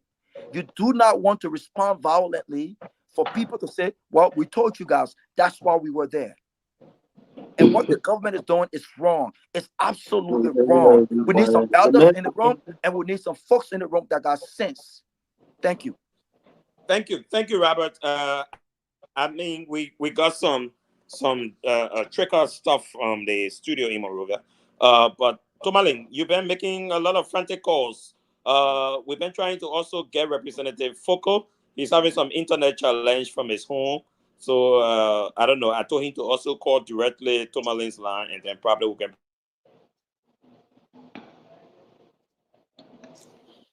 I'll let Toga frozen. But yeah, we're trying to contact the Justice Minister and the Director of Police, so because the issue raised by we said that people have planning to arrest him, but my understanding is that there have been no other issue, and anyone who's doing it, they're doing it on their own. So, but we're still trying to find her. I want to speak to them directly, not speak to their spokespeople. So, hope I can get to them. But as the show progresses, we have to make contact. But the days of people getting in plain clothes and affecting the rest of people, citizens, I think we have passed that time. I just saw a post from a journalist, Jala Griffey. Jala Griffey is saying that yes, he's saying that he said that he was attacked by 3 LPRC security riding a white double cabin pickup at Pipeline Road. About he said thanks to the bike riders and the retired security guy who saved him. So why would LPRC people? I mean, again, why would people be trying to do all these things to people? You know, and this is dangerous. We should not bring this country to the verge of chaos. Some of us we are old enough to know what the country have gone through. And most of the people, I see some people we were posting on Facebook today, thanking the police. Yes, to do this, and the people that are posting making these posts are people who have not even gone to Liberia for over 3 decades, and they maybe they just have gone to Liberia recently. Some of them, and they don't experience what we experienced. If you experience the 1990 war, the April 6th war, and everything, you won't be saying this. Liberia is in a fragile situation. You don't forget, Madam Salif had 18,000 foreign troops on the ground during her 12 years rule. That's why she was able to maintain the peace. And besides that, Madam Salif, she was in touch with the opposition leaders frequently. She had a lot of dialogues with President Weah at the time, of CDC leader, former President Weah, the late Councillor Bromsky, and other opposition leaders. She kept in touch with them and to help maintain the peace. With the country being divided, it's just not the right thing to be doing. But I thought about now, the president would have extended his arms of friendship to opposition leaders, Mr. Cummings, President Weah, Conglo, Moneyba, all these guys that took part in the election, Simeon Freeman, all these guys, and so we'll have opened our arms with them and tell them, Lord, let's maintain the peace of this country and ensure that the country is built with everybody being involved. But all we have noticed is that every day we get up, one group is being targeted, another group being targeted, being selective. I don't think it's the right way we are proceeding. And if we continue in this manner, things may get out of hand. Now, just imagine someone got a falsified arrest warrant today, went there and to issue the arrest warrant. And I heard that this warrant they were plan that was made long before by the LTA, long time ago. They made this plan to do these things, but then they feared that maybe by doing it they were going to be considered as heroes. So they made this plan. Went this morning 2 a.m. and they made resistance. They ran to the court this morning, and the Supreme Court people said, no, don't get us involved in our politics. So they went to another clerk, gained some money. He issued it now. Now today he's in jail because he did the wrong thing. And now why people have died today. Property have been destroyed today. I mean, we know yet what happened, but we're still trying to find out about why people are getting out of hand today. So what happened? So it's important, it's imperative that the president set up an inquiry commission to find out what happened. Don't just come up with statements and say, oh, minister will come and say, oh, they condemn it. I mean, they're going to say this what happened. We'll let it go. No, because they have a president to escalate and so we hope that this thing is taken seriously and we see what happens. Keep keep Tomalin. us informed. Any attempt, I mean, from what I'm gathering, apparently what plan they had, perhaps they are discouraged that, they has changed that plan. But as you leave the studio, when you leave in the studio, keep us on the low. So we find out if anything happens to you, we'll raise the alarm. But I've been trying to contact the justice minister and the director of police, and somebody just told me, say, well, we know what you're talking about, but I won't talk to two of them. I'll understand, but right now let's keep our lines open and follow what happened. Yeah, Look, but go ahead, guys. Tomalin. Yeah. Let me say this regarding what your suggestion and the quote unquote assurance I was giving you or not giving you. The suggestion that Boaka should hold these consultative meetings with political leaders. It is a suggestion that will lead nowhere because it is not part of his being. It's not part of his DNA. That Boaka will be chasing after Judy Andy, justify how petulant he is. So he will not bring a comic book he testify against falsely in court to diminish his substance. He will not want to go sit down with Kumi. He's not going to do. It's not part of his DNA. At this stage, I show Liberians are now waking up to the reality that Madam Sally was justified not to hold the hands of Mr. Boaka in public as a public endorsement. There were things that she knew that we did not know. At least the public is getting to know.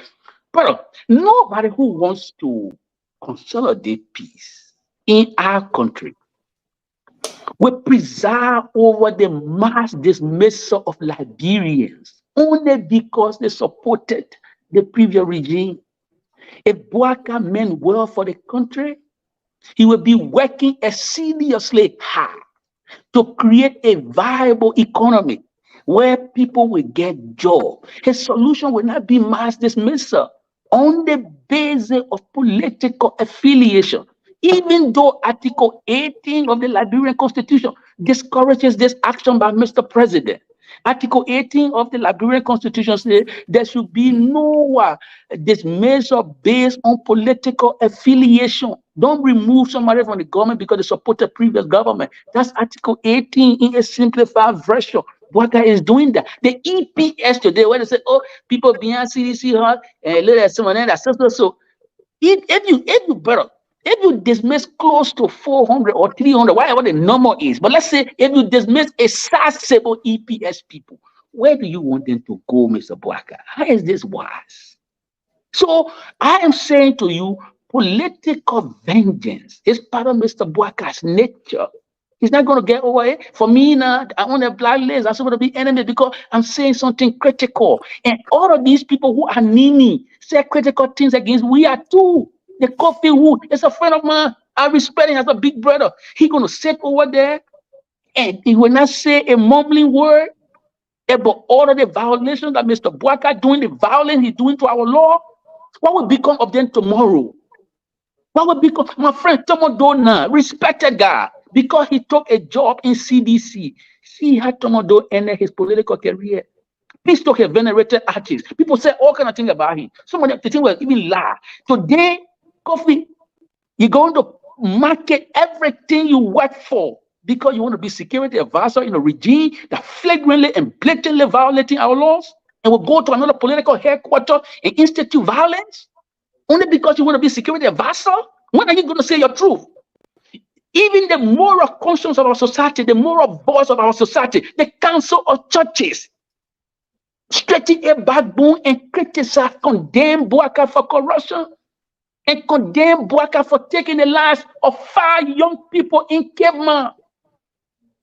Boaka killing poor people, children, and giving them $1,000. How is it justified? That's what I said. When I started the show, I said, if you kill other people's children and you think your children will be saved, you got to rethink. It's not the way to go. Don't kill other people's children. You kill other people's children, nothing happen. And you think that's the way to go our country? No, that's not the way to lead our country. So, comrades and friends, We need to stand up. I think the Liberian people need to stand up. Maybe I'll be making this thing as a parting statement saying I got to go back to work. But I think the Liberian people need to stand up for themselves. Stand up for our country, democracy. Remind yourself every day about what Abraham Lincoln said. He said, the fate of democracy is in the hands of poor people. That's why we got the jury system. So the jury of your peer will convict you. To stand up for our democracy means we got to protest against bad action that will retrogress the country, that will carry the country back to that ugly past. When you see military people showing up at political rally or just to welcome president, that's what Grady Addison did. We see it happening again. We see it happening. Chad Jululen did that. They politicized the military so much that all the opposition leaders had to be target, legitimate target. Death squad all over the place. Some of these people today behind Bwaka, they were associated with the Black Beret. Don't forget, brother. Don't forget what president happy. Don't forget. Black Beret was another elite force organized by Dr. Soto to keep around. When they had Charles were in that nonsense, and there were people who headed the Black Beret. They are beyond Bwaka. Don't forget, brother. People know how to organize death squad. When they start going to political party headquarters, and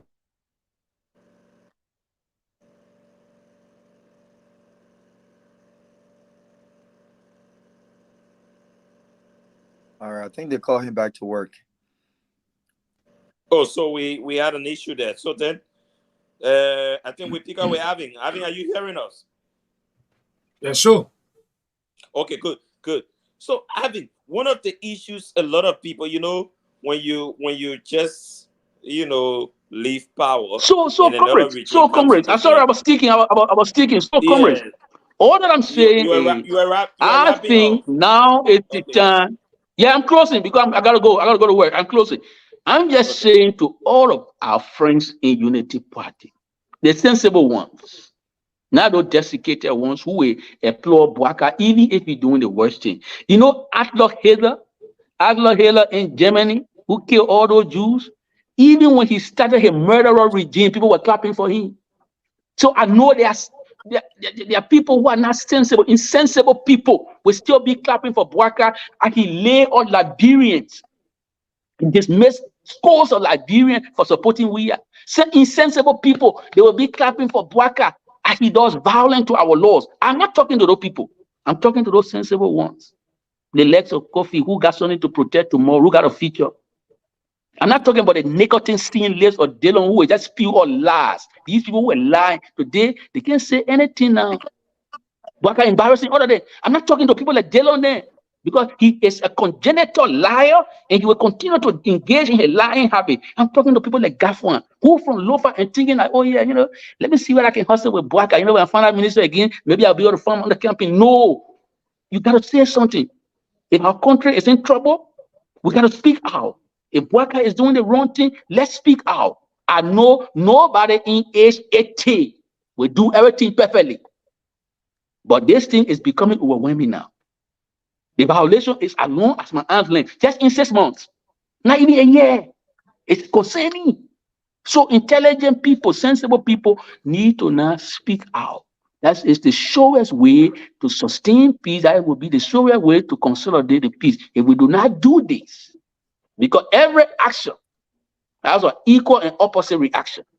You can't go to somebody who has violated their sanctity, violated their private property right without any such warrant, and you think they will fold their hand and welcome you. No, don't do it. So if you continue to do this, if you continue to dial in this, you are inviting violence. And we don't want violence anymore. We need peace in our country. And I think the president, if he really needs peace, he has to be the first person to set example by following the law. You can't go to people who with such warrant. You can't violate the Constitution. Don't remove people. You keep removing people. All of these are wrong and cannot be justified on any ground. So I thank you for having me tonight. I shall come back the next time when I'm invited. Thank you very much. Let's hold the peace. I say to people out there, if you are not listening to closing argument, if you listen to other radio stations, you're not listening to closing argument, you are choosing darkness over light because closing argument is the light. Listen to closing argument. you will be We elected. Dog Thank you Jack. very much. we Tony we Isaac need David we need Jackson our Jr. Alfred to be Dog played Jack. regularly. Always good to But have you, man. thank you, Bro, Isaac. Thank right. you very In much. the next 5 minutes, we're taking calls. Like people want to weigh in, they want to call. So we'll open the lines. You guys can be posted numbers up so they can call. People want to weigh in on the situation happened today. So we can continue. The next 5 minutes, we'll go to the phone line. Yes. So having having you listen to us way on in all the issues and stuff like that. The same thing we're talking about, the unemployment issue, the tribal issue, the lack of inclusiveness. I say I to the issue of the judiciary being weaponized.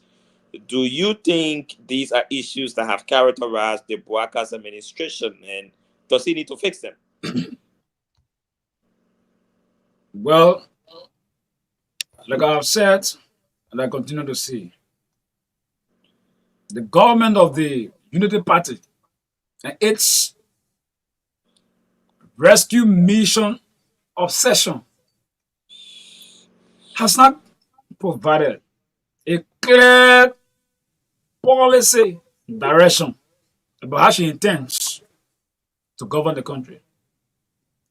I know that they presented something that was not really transparent, a politically translucent document called arrest document. That's not been explained to the Liberian people. And they have not provided any ways to implement. And that was suffering them. The Unity Party is actually struggling. They are struggling about the real governance issues. So, Alex, this is a diversionary tactics. The intent is that we'll deploy the strategy. It's a strategy to sway the minds of the Liberian people on the real issues. They are doing everything possible to scapegoat the indomitable Martin Congress for Democratic Change in the name of arbitrary arrest, summary dismissal, political coercion, and systematic intimidation of political attacks by using state security for political purposes. This is wrong. The Liberian people are not going to fall for this machination. We thought the Unity Party government that has echoed so much so about corruption, but now will have told us who took the 20 million for the national budget, the national budget. 20 million disappear in thin air from the budget presented, and all fingers have been pointed towards the executive. They must give account. They to us the wouldn't be business as usual. What happened to the 8 million that was taken from the central bank to support and fund the Unity Party campaign given to Mr. Baka? They need to account. What happened to Mr. Tue, the board for APRC? 9 million with no legislative approval for that money. Today, we need accountability. We need transparency. We need a comprehensive financial report on how the usage of the 9 million from APRC boss, Mr. Tue. Not only that, 500,000 as well. We raised so those are the issues. The Unity Party promise that upon coming to power, civil servants would have experienced increment in their salaries. Where is the increment in civil servant salaries? Where the 10,000 young people that they promised would have been given ICT knowledge to enhance their productive capacity in the area of technology? Where are the many jobs, the investors that they promised would have come to Liberia? Where the yellow machine? How far have the situation of the yellow machine gone? Those are the issues. Look at how cost of living. Look at the rest price in the country. All the United Party does is to chase after motorcyclists, beat them, alienate them, isolate them, harass and terrorize these motorcyclists. What happened? Run behind Jalan Boys in Relam, in Rana Street, in Broad Street, in Central Moravia, going after people who have tenure positions. And arbitrarily, amateurly, we take them and replace them with party figures. What happened to civil servants? Some were dismissed. EPS, 500 plus of them were arbitrarily dismissed, and today they have not been given their just benefits. So these are the issues happening in the country. And I repost that all these EPS officers you're talking about, I think over 200-300 of them, you are hosting them at the CDC headquarters. How true is that? I don't know why you say we are hosting them. You claim that these people supported the former president of the Republic of Liberia. That is a claim. And if that claim is true, if that assertion is true, then who do they go to? Who should they go to? If you say we dismiss EPS people because they work in job we are gone, they were in the citizen administration, and when you put them down, where should they go? So, Toga, it makes no sense. Is that the reason that you go after the headquarters of the Congress for Democratic Change at 4 a.m. in the morning? Is that the reason that you go to the Rwanda International Airport and deploy men of the armed forces of the Republic of Liberia and members of the Liberia National Police? Is that the reason that you have not been able to address the very important issues in the country? Is that the reason you're chasing after motorcyclists? Running behind motorcyclists? Is that the reason that you're running behind marketeers, market women, young boys? Is that the reason that you have increased rice price in this country? Is that the reason that you're displacing Liberian citizens in the country? I think it is wrong, it is myopic, it is backward, it's reactionary. We think that the United Party has a mandate, and if they understand that they do not have what it requires, what it takes to govern, them is a bugger needs to resign honorably. I mean, but to start quickly before I get back to Tomalin, let me run you to something about the in fact you led that team that went to the LACC when Senator McGill went to the LACC. What was it like? Was it to stop Senator McGill from facing LACC inquiry? Was it a solidarity call? What was it? Under our law, the Constitution of the Republic of Liberia under Article 17 provides the fundamental, inalienable constitutional democratic franchise for free assembly. And not only that, Chairman McGill is the former chairman of the Congress for Democratic Change, by extension the Coalition for Democratic Change, and subsequently, at the level of the 55th National Legislature, he chairs the Legislative Progressive Caucus of the Interminable Matter Congress for Democratic Change. So we have all rights, political rights, constitutional rights, and democratic rights, honor, civil liberties, civil disobedience to assemble. So yes, we went there as it is required by our party to provide moral support. What's wrong? Come here for Panelists of the Congress for Democratic Change to provide moral support to one of its chairpersons. What is wrong about that? What is wrong for people to assemble and say to LSCC that you should not politicize the fight against corruption? Because the LSCC will not have the more equivalence to call upon Minister McGill, Chairman McGill, Senator McGill Kante, when there are lieutenants and cascades or convocates of corruption charges and allegations on the very government on Joseph Nyimabwaka. But no,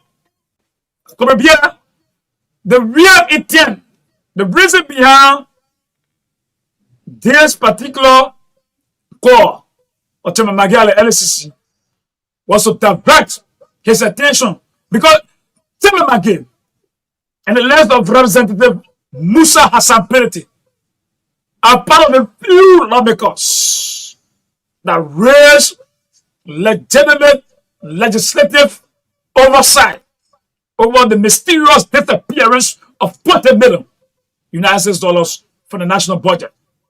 And the executive on account.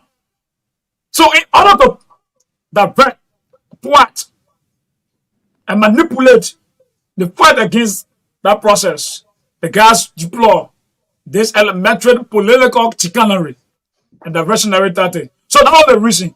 So that was the reason why when you saw there was no merit, why you employ people on supplementary payroll, why you gave people contracts, and the guys could not say anything. So you call the former Minister of State for Presidential Affairs a serious issue, the premier and foremost anti-graft institution in the Republic of Liberia.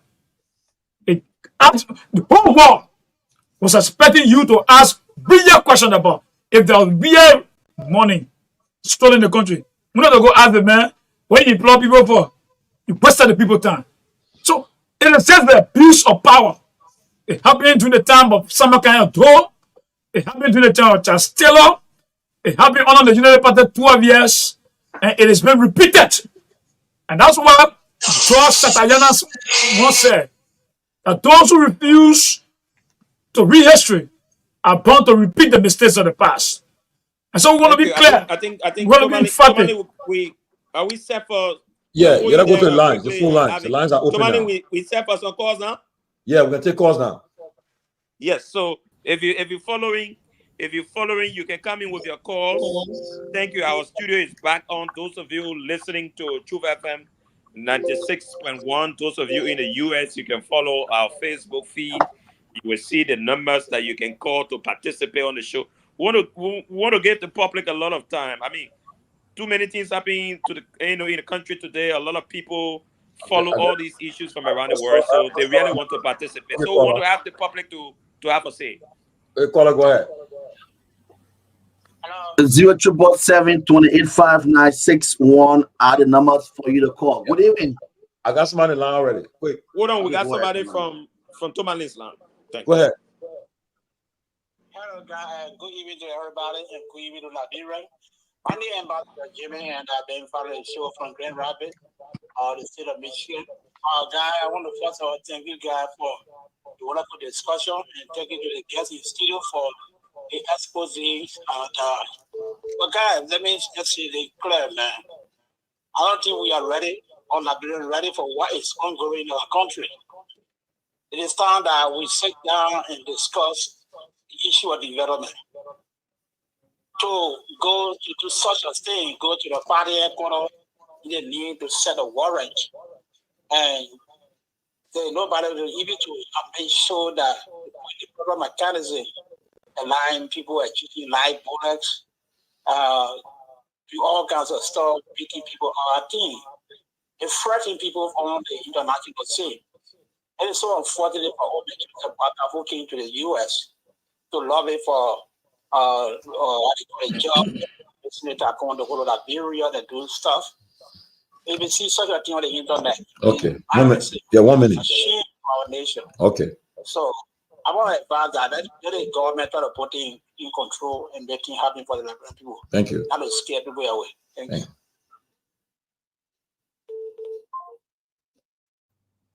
All right, so 077-285-961. The number back home at the call and be live. Hello? Good afternoon. Can you please be audible, please? Yeah, sorry. Yeah, go ahead. Please be audible. Yeah, I just want to send I think we have a caller on. Yeah, go ahead, caller. Go ahead, caller. You're live. Yeah, thank you, Tomalin. Yeah, I just want to send my condolence to, sorry, not condolence, but much empathy to those young people that were violently abused today in the country. But that is it, Tomalin, and to the rest of the Liberian people. I want to say thank you to my brother seated there from Liberia. You know, but Tomalin, that is something that Liberia we continuously to overlook as people and as a nation. Some of you that had the opportunity to have the platform, people come with education each and every time about this one country. Some of you can retrospect even in previous government. There were so many things happening on social media. There were so many false accusations. But we didn't see things like this happening in our country because the men that were in charge were always emphasizing on peace. We all can disagree with him, but most often he always emphasized on peace.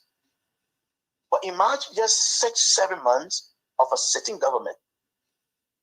Innocent people lose their life in Grand Cayman counties. They are Liberians. Young people getting shot and killed by police. They are Liberians. We got sicknesses now in Liberia that harming the life of our people. For a government to think about these things, for government to think about empowering young people, for government to think about the circumstances that in a poor Liberians are going through. Like I said, ultimately, next month school going to be opening. There's some family members don't even have a 15 cent to be able to take care of their children's school fees. So if a government that say they came to change the life of the people cannot contemplate about these things, but rather to go and start going after a specific political institution in the country, where are we heading this country? Where is this country going to be heading when things go wrong in that country? Baka cannot be president if things go wrong in the country. Okay. Ministers of information cannot be minister of information when things go wrong in the country. Managing director cannot be managing director when things go wrong in the country. Are they contemplating on these things? Are they thinking about the 17, 16 year civil crisis that we went through? That people lose family members, decent young people lose their life. Are they contemplating on it? Or it's just about we in power now so we can do anything? It is sad, but Tomalin, and I wish that Joseph Mabaka government and his people can sit down and think that Liberia belongs to all of us. To call each and every Liberian to say, you know what, we would disagree, but let us come together. Okay. And see the common reason for us to move this country forward. Okay. Let me not take all the time I get now. Okay, thank you. Let's call. Taking calls. Calls to come in.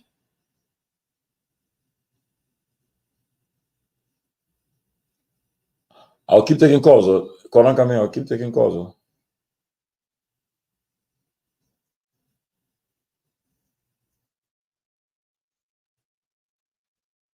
Okay, I got another. I got someone on the line. Go ahead. Go ahead, caller. Someone on the line. Go ahead, caller. You live. Thank you. I want to say thank you for providing me the opportunity. Okay. Yeah, you live. You live. What else you live? My name is You got to mute. I got calling line. Mute. That are squeezing America.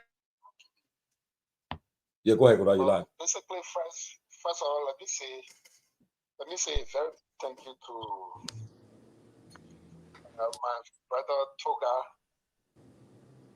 and Robert and every one of you that really you say every day to sit on this platform from the library about what is unfolding.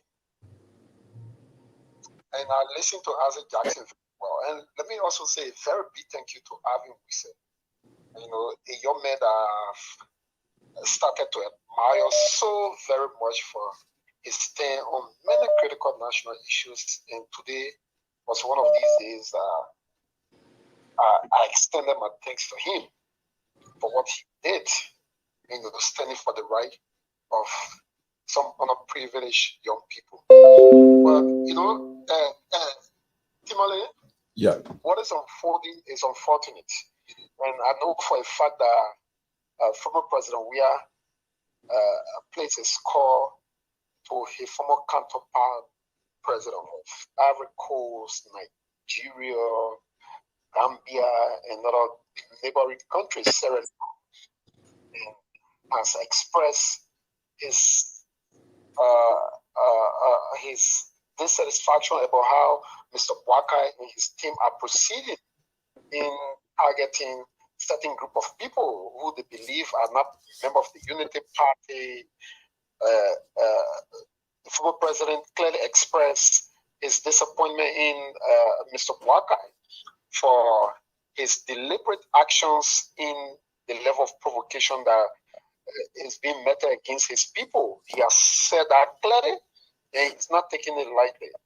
And today was one of these days that he clearly expressed that to his former counterpart, and measures will be taken to avoid this level of provocations, because he clearly said, and we also think, Tomalin, and like you said, Toga said, and everybody else is saying that this continual provocation can only lead to us retrograding as a country.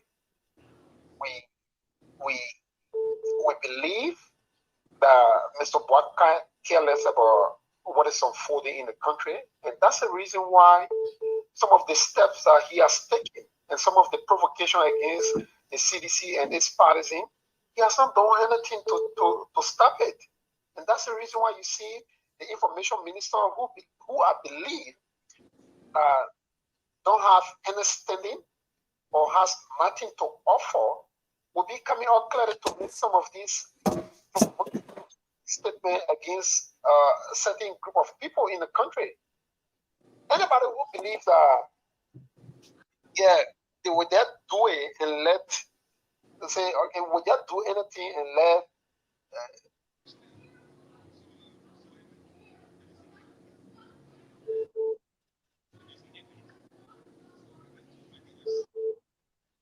hello, Timole. Yeah. You stay on.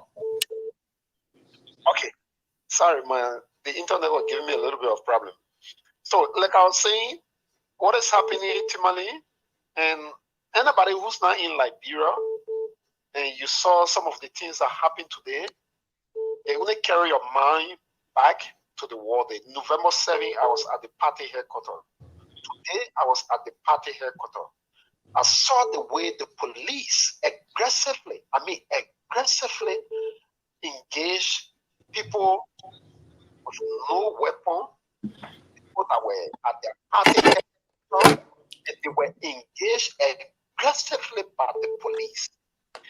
And we believe that this is purely a provocation against us. And like I said the last time, and I'll say this today again, look, you can only push people to the wall. And when you push them and they can't move anymore, whether you will beat them, whether you will kill them, but they will come back because they believe that they can penetrate that wall to the wall. And that's the level of belief that Mr. Boakai and he of people from using something he's built, the dismissal of people that were employed at the Ministry of State, low level people that are making 150, 200, the MCC, civil servants that have been targeted because they are perceived, or they were perceived to be members of the CDC, and they are victims today of witch hunt, and nothing has been done. And it concerns our partners clearly express those concerns today, and within the next week, some of them will be coming to Liberia because they have said clearly that the investment that the rest of the African country like Nigeria, Ghana, Ivory Coast, in Liberia, they can set and allow it to be swept under the carpet by certain group of people that are proving this level of desperation, and they have expressed clearly that they will be coming in the country, to talk with Mr. Boakai. So they ease down some of the things that are going on. They want to push people to a certain level. And Timale want to say this clear. You can only push people to a certain level. And when you push them, and they can't go, they will come back at you. And we don't want this country to reach to that level. From what we are witnessing, we have today to calm some of these young people down because they are frustrated. You can't wait elections on and you believe that a majority of the votes in the country. And you clearly know that you want election on the margin of error. And we also believe that. So for you to not know that and you're coming after people only because you perceive them to be, your enemy, we think it is unfortunate. And the president has not said anything. Mr. Boakai has not issued a single statement from the airport saga up to everything that is unfolding. Mr. Boakai has not said a single word. He has not said a single thing. And you hear people, some of them are cheering it. And anything happening in the country today, no one person will be victim. We will all be victimized. In fact, they have the greater responsibility as a government. They are in government. They got people who goes to bed with hunger. Today, people sleeping with hunger. They're not coming to blame CDC for it because the government is charged with that responsibility to provide for its citizens. And they said they were going to do it. So they are there. Going to 1 year, nothing. But the only thing they are doing on is to continuously come after people. And we believe, like President we are made a call today, and we all believe that this is provocative. And if nothing, we want to emphasize, if this continue, and we believe that today, what happened will be the last day that we will condone these actions from the police. 6 years, we saw police feeding protesters. 6 years ago, one day you never heard that police were around the Unity Party headquarters because we understand what it takes. We understand what it takes. But since Mr. Boakai don't understand, and his folks don't understand that this has certain proclivity to derail everything that we have enjoyed over the period of time, and they want to say, okay, we care less, so we will all exhibit that careless attitude because we believe that we've been pushed to the wall so much.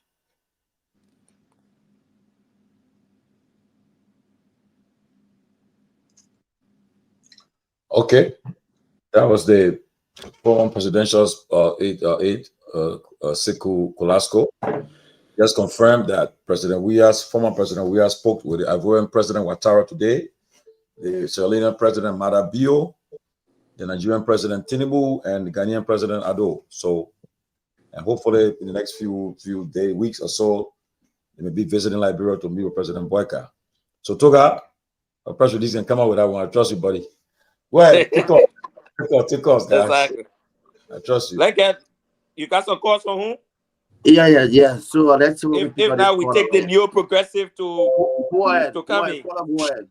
The man is very knowledgeable about I want to what- hear the voice of my neo-progressive brothers and sisters.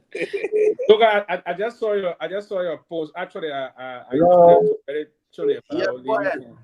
But anyway, Thank you. Good evening, Tomalin, and the rest of the panelists. You know what we're going through today? I will bring you guys to the state. And I will clearly be straight to the point. I will bring the Spoon Network. They begin the school with lies, with trouble. And today we are in the because you got drink free water on the frequency of the American president, Abraham Lincoln. Today we are honoring the founder of this state, the late president, so to speak. If America can't have Liberia, we are going to go straight to the wall in the mud. Spoon Network begin this thing. Okay, let's just go to the next caller. We want you to be straight to your point, please. All right, the line is so basic. The next caller, go ahead. Yeah, go ahead, straight. Okay, thank you very much. You call getting and you continue the course. You see, the whole rescue thing is very, very disheartening. In the first place, they preach unemployment when they were coming to power, but they are yet dismissing people. So how do they reconcile their own statement? When I look at the issue today, just as the previous caller just said, if you continue to push people, we call the flag. John took the flag response because most of the time he preached peace, so he took the flag response. But if you continue to push people, then they will take the fight. So, I mean, the Unity Party government need to be very careful. You can't continue to propose one group of people like this. Yeah, so that's why I ask to all of us. Library for all of us. Yeah, you said people are unemployed, so you're putting people out of job. That alone is an abuse of your own statement. So please, it's about. All right, so let's just go to the next caller right at 0777-285961. Good evening, you're live. Yes, good evening. This is Steve and I score from thing called the president. Let me just say to President Walker and the foot for the Unity Party. CDC is a political party that believes in the rule of law. CDC, what the lower president Charlie has seen the people of this group for 12 years. CDC took the move to the public for 2018 and the maintain the peace. That's why the provocation from the opposition. President, we are brought to the world and it's a month of peace. President, read it. Oh, listen with the democratic change. Maintain that peace for 6 or 4 years. Now, President Joseph Walker has proven beyond all reason down that he's not open here. For example, President Walker told the Unity Party president the Unity Party president, he is the only CPC as the chair of the CPC. This thing is broke apart. Now he has taken a game authority. The only thing he has to do is to chase after one group of people from place to place. If they are 5 communities, everyone, where they appointed the former minister, he went and said, no, this man should not hold the position because the men will not support him. And let me tell you, the Christians are not good people. We are up for peace, but if you force us to the war, we have no other alternative but to defend our ourselves. Okay, thank you, Reda. Thank you so much, caller. Thank you, Reda. I hope you we do in a very peaceful way. 0777-285961. The next caller, go ahead.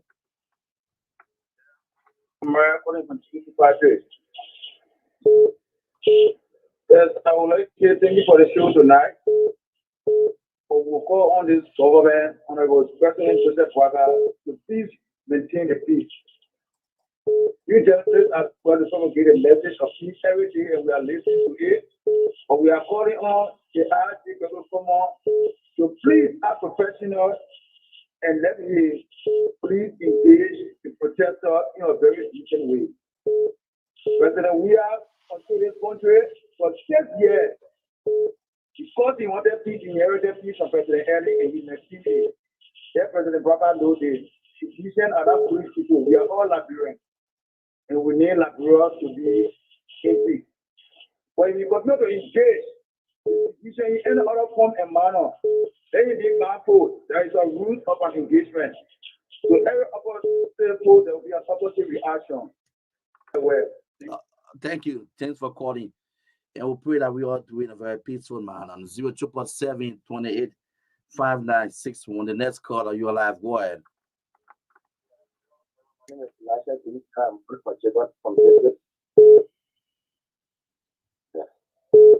Yeah, go ahead. You're live. Yeah.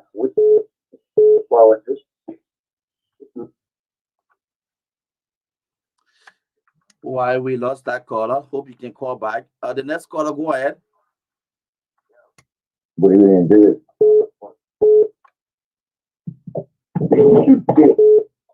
It's so sympathetic.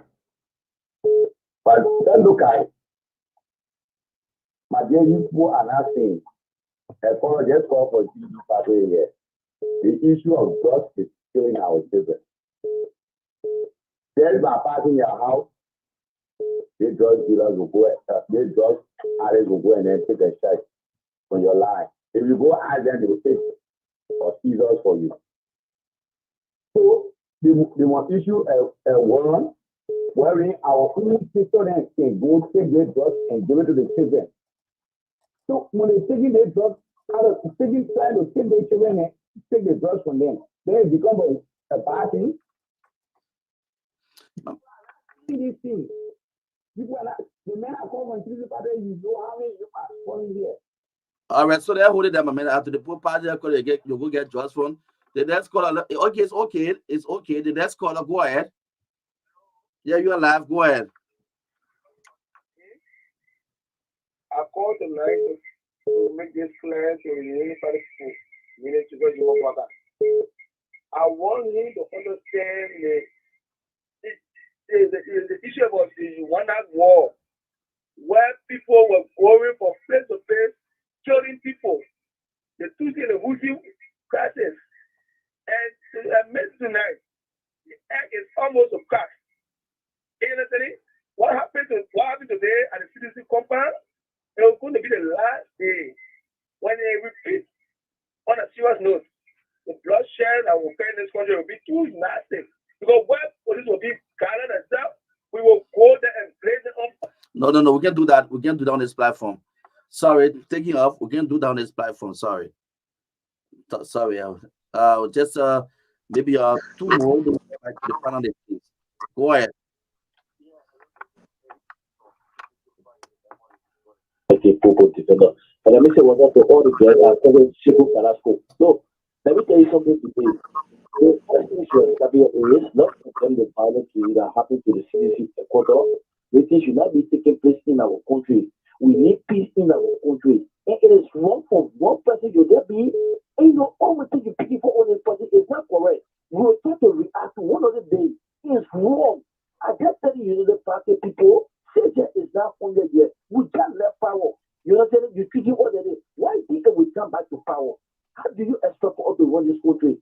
You cannot people that are there late. You can't tell the people to do all the things. You are not seeing it today for the future.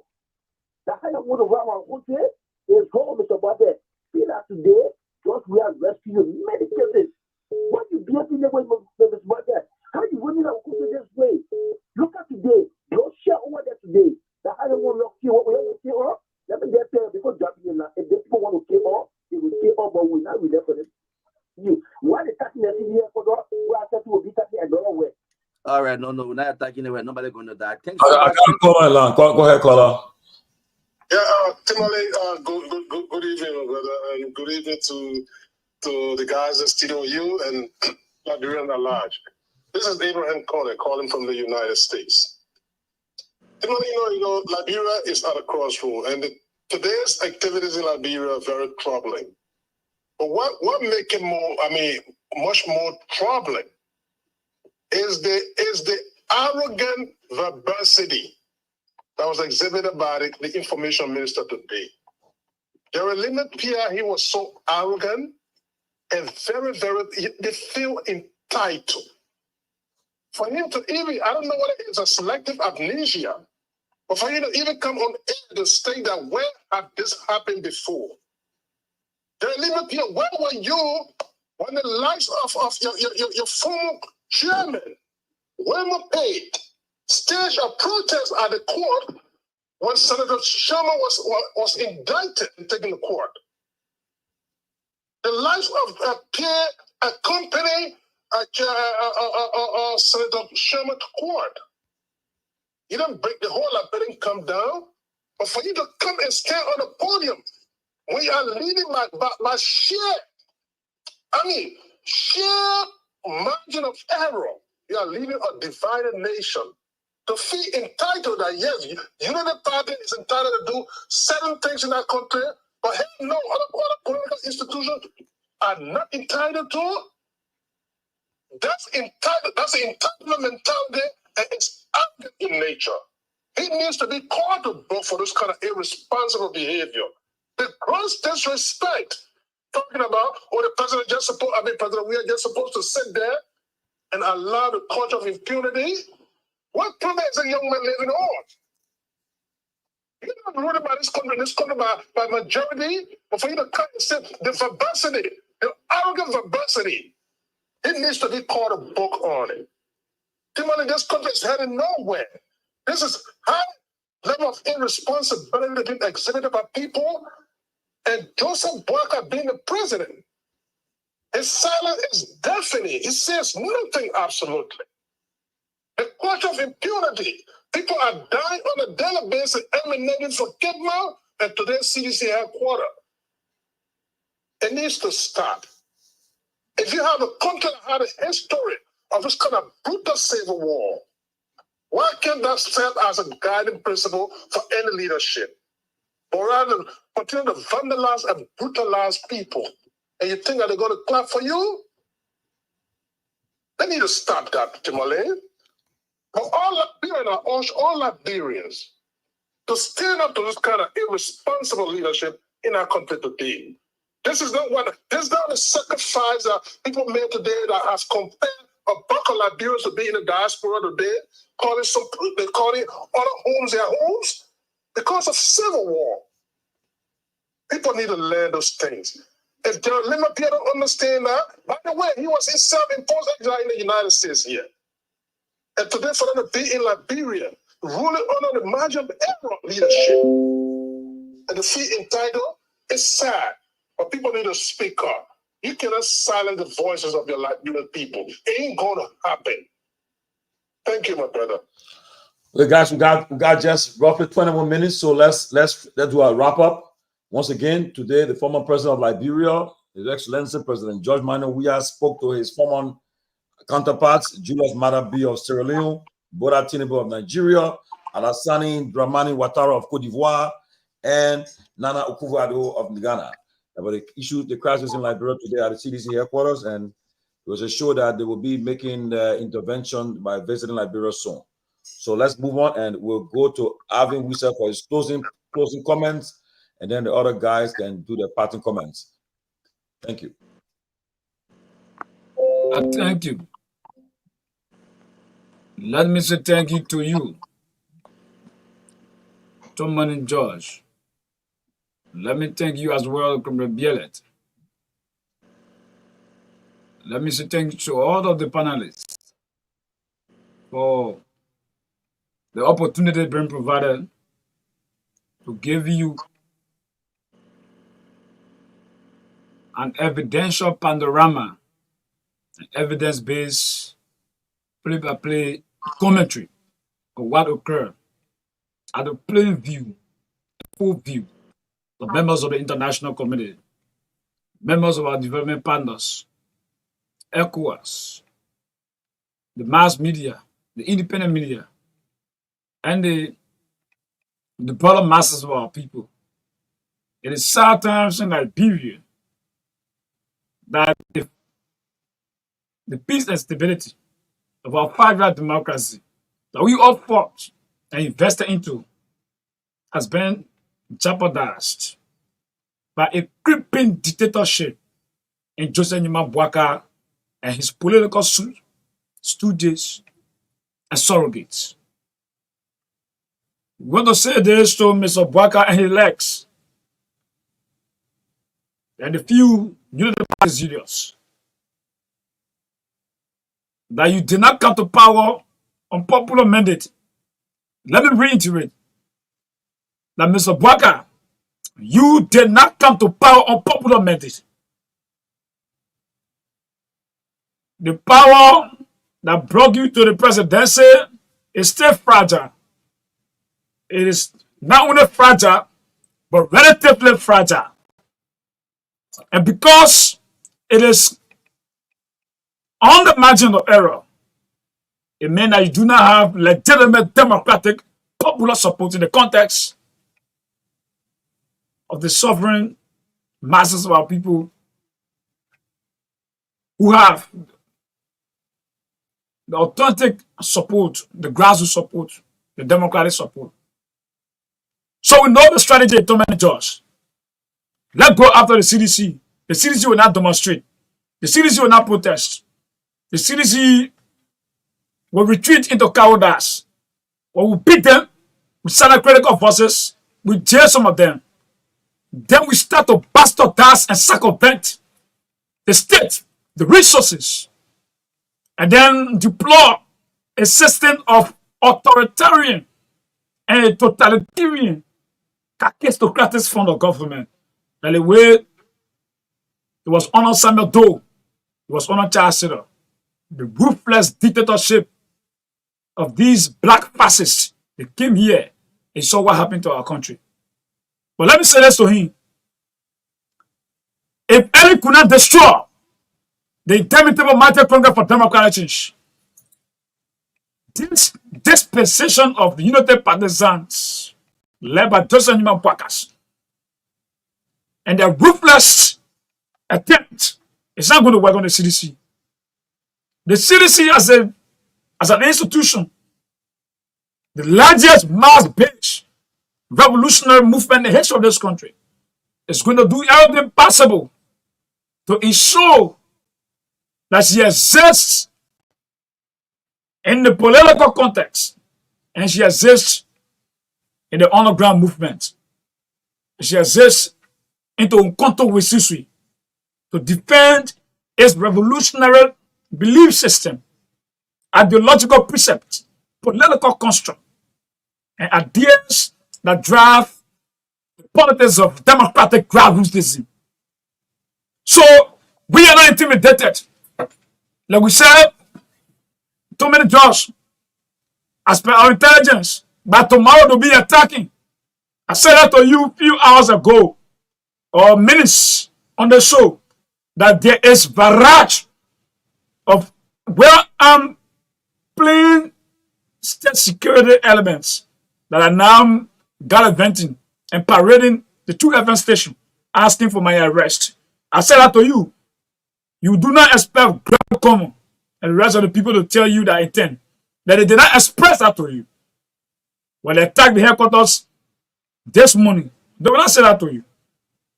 But let me send it as a caveat. If the NSA, the Liberal National Police, and the United Party government is contemplating using the same strategy to go at the official residence, premises, and vicinity of the former president of the Republic of Liberia, like they did at the headquarters of the Congress for Democratic Change, to brutalize, to ramsize. I'm asking them to revert, to detour, to disengage, because any attempt on the life of the political leader and the former president of the Republic of Liberia is going to jeopardize the peace and security of our country. It's going to break down the democratic fabric and undermine the fragile mandates of Mr. President Bwaga, who is parading and operating on borrowed time. We want to ask the United Party government that the CDC will not be disturbed and distracted from the real governance issues. Tomalin George, we, in the coming days, particularly the largest segment of the Congress for Democratic Change, which is the Revolutionary National Youth League, the first line of defense, ideological defense of the CDC, will be asked the fundamental question: where did the 20 million go that mysteriously disappeared from the national budget? The evidence shows that the executive mansion has altered the national budget and took 20 million away. The Youth League will be asking fundamental questions. Nobody will scare us. So the scare tactics been deployed. You think you can put grown men at our headquarters, and so the people bringing gun people, so they run away. We will not run away.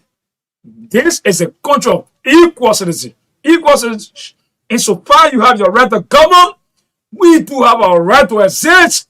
We have our right to exist as Liberians. We have the constitutional, the democratic right to exist. And if in the exercise of our existence, by using Article 15, freedom of speech, freedom of expression, and using Article 17, under our law, freedom to assemble, freedom of assembly, and he think that it is a crime. Now, it was not crime yesterday. So many judges come and bear. It was never crime. New Progressive. June 7, the United Party launched one of the biggest protests in this country. What did Mr. President in the attitudes of this country and the political leader of our party, George Manavia, do? He told water. He gave them food. And then institutionalized democratic policing. There was nobody who experienced brutalization. Nobody disrupted. When last we all noticed that under the CDC's the administration, the headquarters of the United Party was ransacked. When last under the CDC administration, we heard in this country that people were incarcerated or imprisoned because they spoke against the weird administration. When last, so many jobs that you ever experienced that President Weir has arrested and we have a political prisoner under the administration of Excellency President George Manuel Weir. Don't think that happened. But how come just after 6 months, after consolidating the peace and investing into the democracy of our country, the bureau has been placed in the wrong hands. The country has been given back to the anarchists. The anarchists are taking over. The dictators are taking over. They have ruined the gamuts of totalitarianism, of authoritarianism, of tyrannism.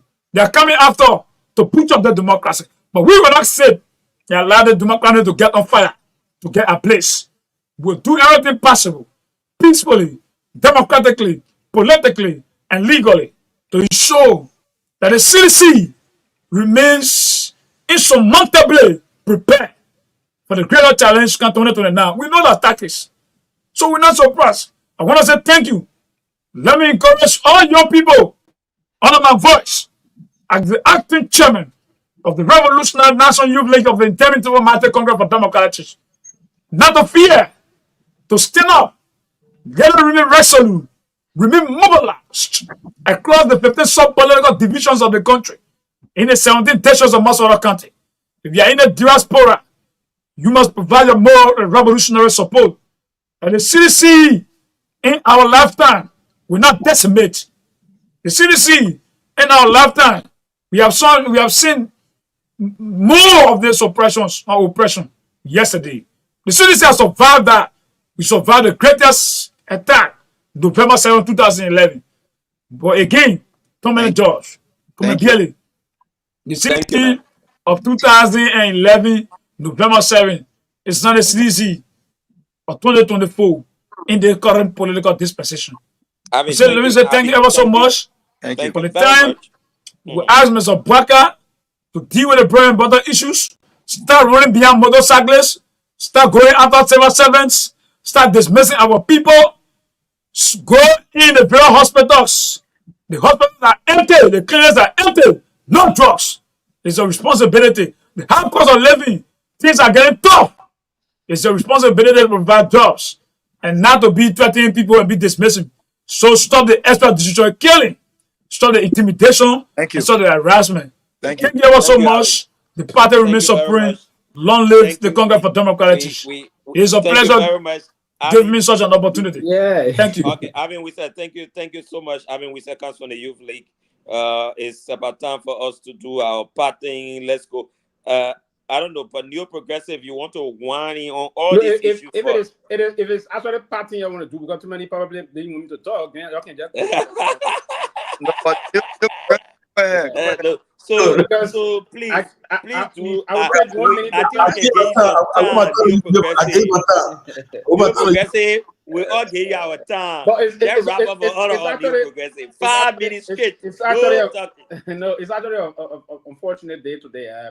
Part of the reason Yeah, why but because you came in late. But anyway, it was a part good of the reason show. why I didn't. Yeah, I was actually between time. That's why. But it's a very gloomy day for the country. A very gloomy day. Pause in dramatic lines. Yeah, it's a very gloomy day for the country, and I believe this is a one-time attack.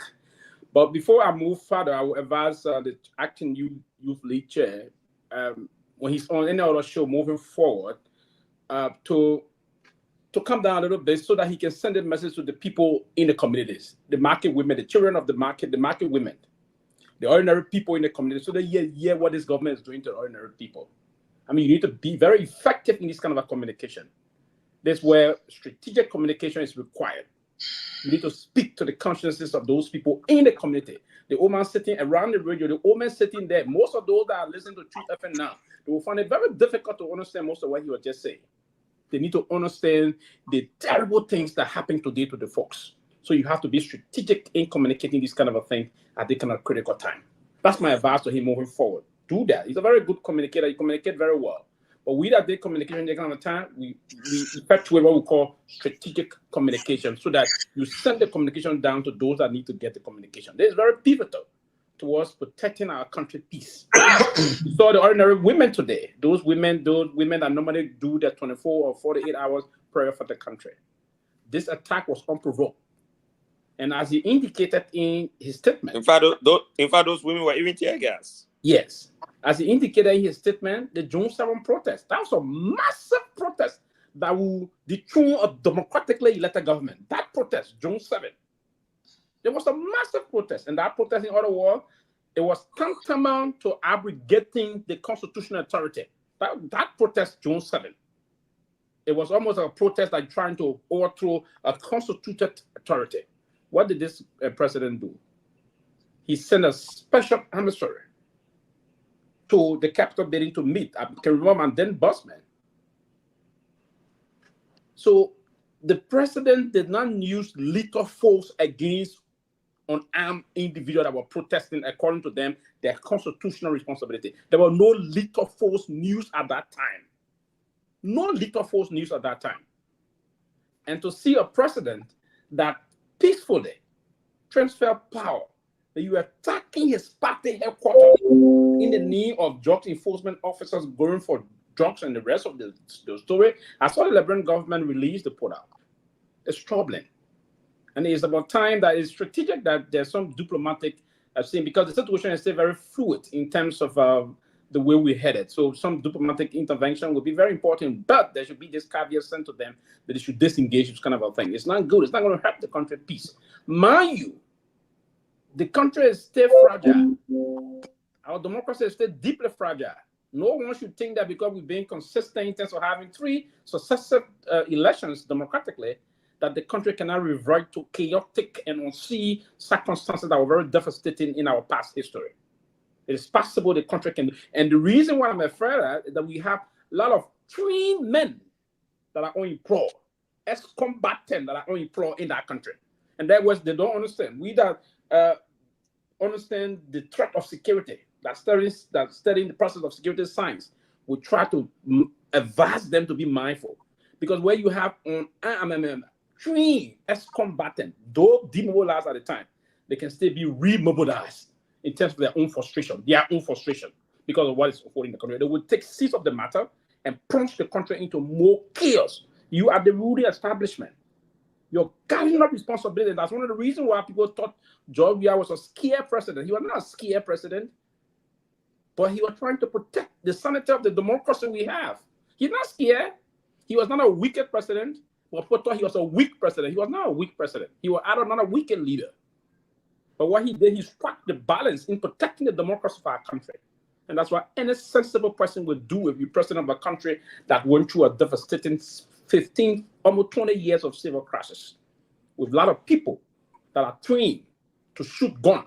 People are trained to decapitate people from the head. It happened in that society. that's a civil society, you want to come and target certain people. When those guys get loose and frustrated, you have a military that less than 2,000, the capacity of our strength. They can run that country in no day. You have no country that the country will be again in the same line. God forbid we don't pray for that. But you, the administration, should not provoke the society as we move on. You have a lot of combatants in our country that are trained. They are very trained. I know. We went to the war. In fact, just recently, you got rid of almost 300 to 400 EPS officers. Exactly. And auto posted now. Exactly. And some of those people don't even know what's happening. But it's also good today that the first government press release indicated and vehemently refuted the thing we were discussing yesterday about going to search the former president home. They refuted it, they denied it in an official release from the government of Liberia. That is also good. But what we're saying to them is that the government need to investigate this to use lethal force against harmless people. It's troubling. It is a very big blow to our democracy, and we need to repair this process by ensuring that there should be a speeded investigation, and those that will find culpable to this process should be heavily punished by the Liberian government by an example that they didn't sanction this process. It can be, these are the kind of indication that will come out. The government should introduce a very prompt investigation, come out of the outcome of that investigation, and then punish those people with the caveat to those other security apparatus in the country to not use lethal force against the people of the country. Power is inherent in the people. Article 1 of our constitution is very emphatic here. To see that happen, one of my comrade, little Geo brother that we all saw it now called me, he was a victim of today's circumstances. He was a serious victim of this issue. So that's one of the lines that I didn't even know that we were coming on the show today on the motion, and I was not very active on that. I would have packed anywhere in the street to make sure I was part of this program. It's unfortunate. President Weah is not a coward. He's never been one.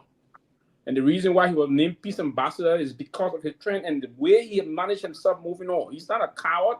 He has never been a wicked leader. He has never been a dictator. And that's why he was very firm in the process of transferring power over.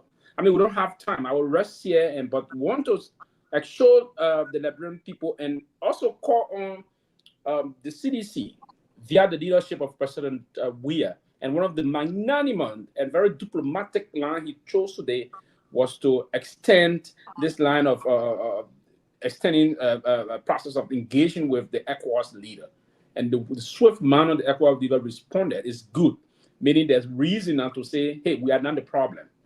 I've transferred power to stay attacking me. Would this be an issue that will push people to don't do no? This is very undemocratic, and I think there was a sad and gloom day for the country, and it's something we should not think of going back to. Thank you. Thank you, Peter. Guys, so we get 30 seconds so we can wrap up quick. Guys, quickly. Listen, I thought a fascinating show. I wish we had time to ask more questions. But I thought it was a great show. Liberia is all of our country. The threat of security that Sylvester alluded to earlier is a major concern for all of us, and it just should not be a concern in times of chaos. It should be a concern that should have been addressed many, many years ago, as in 2005. I mean, it's concerning that you have all of these young men, the child soldiers that are now grown men, and you have a lot of these young men and women in the streets today with absolutely nothing to do. We have not invested in no rehabilitation for them to have them reintegrated back in society. We've done none of these things. And so when Sylvester talked about the threat to our national security, and when people talked about how fragile our peace is in that country, it's very serious, but it's concerning as well. But like you said, I want to follow up with that. The CDC must be very strategic in their response. Be very, very, very, very strategic in their response. I think this is a legal, a constitutional matter. The police has been politicized. This should not be the case. People should have the right to assemble. And if there's anything unconstitutional going on, at the CDC headquarters, there are legal steps to take to uncover the truth. And so we have got to be careful with what we do in the country. But it was a great show. But look, everyone needs to stay calm. Stay calm. Leadership, the sense of leadership must take its course. And I think that we've got to be careful how we make decisions, especially the league government. Thank you. Thank you. And from my end, I wrote a long piece today. Distributed it in a lot of different chat rooms, and one of the things I said, is the fact that you see Ellen Johnson Sirleaf, when she was president at a very interesting time in Liberian history. We had just come from war. I think there were over 10 to 15,000 foreign troops in the country. But amidst all of it, she knew that the political local ground needed to be solidified. She made George Weah peace ambassador. She made sure that George Weah contained most of the people that he controlled and all of that. Like I said in that article, I don't think Ellen Johnson Sirleaf was stupid. I think she was strategic. And President Bouaka needs to start thinking in similar direction. It's very unfortunate that you would take over a country in, like all the guys have said, in a margin of error, just 1% or under 1%, and think that you have got control of everything in the state. No, the terrain is fragile. Situations can be chaotic. I don't think President Bouaka should have even gone 3 months without meeting all the key political actors in the country. All the key opposition leaders. People want to see them around you. The president should sit with them in a major meeting, ask them some questions. How do you think we can move the country forward? Even if it's just for the show, even if it's just for the photograph, photo op, you need to do that. But up to today, the president has not done that. All right? In some instances, do you know McGill worked on Ellen Johnson's administration? Do you know many of these guys? I mean, if you ask Cummins today, maybe he doesn't want to work in your government, but he could strategically send 1 or 2 names to you. You know what that means? It means if something is happening at the ANC headquarters, Cummins will get involved because his people are working in your government. You should have a relationship with George Weah one way or the other. Like him or hating, I mean, he got his own followings and all of that in the country. And you need to interact with him. If for any reason George Weah had 1 or 2 say in the government, maybe 1 or 2 allies sitting in the government, if something happens, he will be able to pick up the phone and say, look, guys, abandon this quest today and let's move forward because it's about our country. But you're not doing any of this. You just got a lot of bitter folks around you. And every day they tell you, say, move on these people. The information minister is my very big brother. I mean, a very respectable guy from my county and all of that. But I think he needs to tone down the rhetoric. All right? He needs to tone down the rhetoric. The way he responded today, during the information press briefing, it was completely unfortunate. You don't bring all of your hate and all of that. You are at the point where you have to govern the country. To govern this country of 5.5 million people, you got to be strategic. You got to sound reconciliatory. You got to sound peaceful. Because the onus is on you. People look at you. They expect better of you. They expect a difference. You already finished winning the people. You can't be, like I was saying somewhere today, you can't win the man and then you be teasing the man. You wake up in the morning, 4 o'clock, you move. The man already angry. You move on the man headquarters, you create chaos there. The man got nothing to lose. You got everything. If there were any chaos in this country today, you got the major stake. You are the sitting government. If there were an inter-government fund today, you got the bitter pills to swallow. We also saw what happened recently in Kenya. In Kenya, for example, just because of protests, technically over 8 different ministers of the government have to be tabled to bring in brand new people, bulk of them opposition people to come help to run the country, which the guy did not want to do, but he had no option because protests came about. Recently, right in Nigeria, I think the former leaders of the country had to go and meet Tinubu every few days to sit down with him and chart a new course for the running of the country. You play a major role. Think about that. Let's be inclusive. Let's create opportunity. Let's create a new day for Liberia. It's about all of us. Thank you very much. I want to say thanks again. Tomorrow we'll be back. I want to say thanks to True FM and Hard FM for always being on our side of Chaos Live. To our viewers, tomorrow we'll be live here. And before I go, let me just say happy birthday to my niece, Buddy Emily Weah. She's enjoying her birthday in Atlantic City, having fun. Buddy, enjoy your day. Have fun. My man, And today my wet birthday, man. Saying happy birthday, Pede. where's Mrs. Jovi Dan Pierre, her your birthday sister? today. You get dropped. Yeah, my wet birthday today. What was it do with And you? all the protest in town, we could not even leave the house. We could not even leave the house today because of all the trouble around us. You know, want to say thank you, but and what you guys said, look, like I told somebody today, I said, look, I told a senator today, I said, look, do you know that anything happen in that country, lawmaker, everything, there'll be no more legislature. You won't go to that point where Labrois came, where everything is to a standstill because you will not spend that seat again. You have responsibility to protect this peace. You guys better be careful. You don't have today. You got Guinea, you got military leader in Guinea. You got Cote d'Ivoire. That man is on his way out. Ouattara, Sierra Leone, Marabio. He's trying to unite his country. You want to see Labrois in a kind of a situation. Be very careful. I see people on Facebook writing and they're boasting and bragging, and they don't even understand what they are talking. You should be talking talk of unity, not to be talking about saying, "Oh, they person are loser, they person are this." You insulting other people. Look, Liberia belongs to everyone. The last thing we want to see happen is our country going into chaos. Like the Kolasco said today, everybody will be the victim. There will be no winners. Everybody will be losers. And for you to think, say, ECOWAS will send troops to Liberia again, no. You all better stop it. You have to unite our country. Stop pushing the other side to the brink of no return. Because if they back against the wall, they will respond. And yet, if people are saying that, they won't tolerate no more. So I hope that there will be reasonable minds who will say, look, it's about time that we try to find common ground instead of us to acting like we are against them. We're against them. It won't work. So I just pray and hope that people will take cue from what happened today and will act accordingly to avoid it, because they continue to pursue this kind of a path, it will bring the country to a brink of collapse.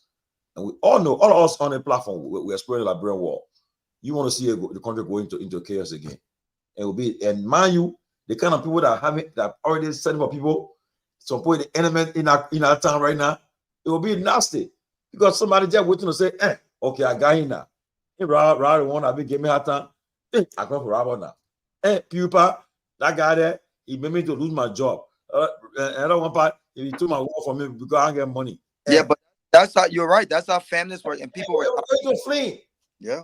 We gotta be careful. I mean, nobody gonna see. And this thing is all international wire tonight. Yeah, good for the country. What kind of investor in the country now? Any investor who want to Liberia see what they saw today, you know what put that money in the country? So that's not talking. But guy in Atlanta, Georgia there. I mean, you got a paper there, meeting with university people. I know, I mean, where the conference or the VP in India, about the country, they are pushing the country, they are causing confusion in the country like this. As soon you haven't meeting with one investor, they just go Google Liberia. Tell me what put that money in the country? Yeah, for once, what put that money in the country? If anybody seeing this thing today and thinking about coming to invest in Liberia, say no, we're not going there. We'll put our money in that country. But look at the police. Look at the police. The police themselves don't even look well equipped for this. Look at the police. I mean, look, we need to stop this because these guys, those young boys, if you push them, you have to kill them. Robert, okay, the police don't have to respect us. Bro, we're not working. The people are not working. People, a lot of unemployment there. People are really gapping. People struggling. And you pushing into that kind of situation. Look, it's not like taking a match and just go near a fire. So what in that country, trust me, to bring and the thing you guys were saying earlier, because who will talk to these guys? The political leaders and that will talk to a partisan. You guys don't talk to them. Who will talk to them? Even the press in Liberia too, they feel that they are being pushed aside. Who will use the platform or to talk to the voices of reasoning? So the council of churches, you guys don't wait till things get out of hand before you guys have to talk. It will be too late. The women are laying out today on the ground, putting the lapa down. They're not enough. You're extended to the various government agencies where people are causing these problems. I mean, this scene is terrible. Internationally, it's terrible. Look at this stuff. Who will put that money into Liberia where they're gonna scene? I mean, I'm sure people watching it now, and I can tell you, if I'm the president, I in Atlanta, Georgia today, talking to people to go to Liberia, and the people say, "Oh, the Washington is the president. But what is this? What actions you give them?" And like you said, my brother Gerald Limekia, you cannot be. I mean, you information minister, for God's sake, you gotta calm the country. You can't be and just being of bus rows and so forth and talking with like that. We're not at war. You in government now. You guys should control the peace of the country. But guys, look, I'm tired. We pray. Let's pray for Liberia because things are getting out of hand. But guys, good night and let us see tomorrow, guys. Let's pray for our country as we go to bed tonight. I'm about to go listen to Kamala Harris acceptance speech. I mean, exactly. I'm gonna listen to it right now. And all right, Joe. Yes. Okay, guys. Good night. I also take over, man. Tell me from studio now. Tell me on. Oh, again. Tell me on now.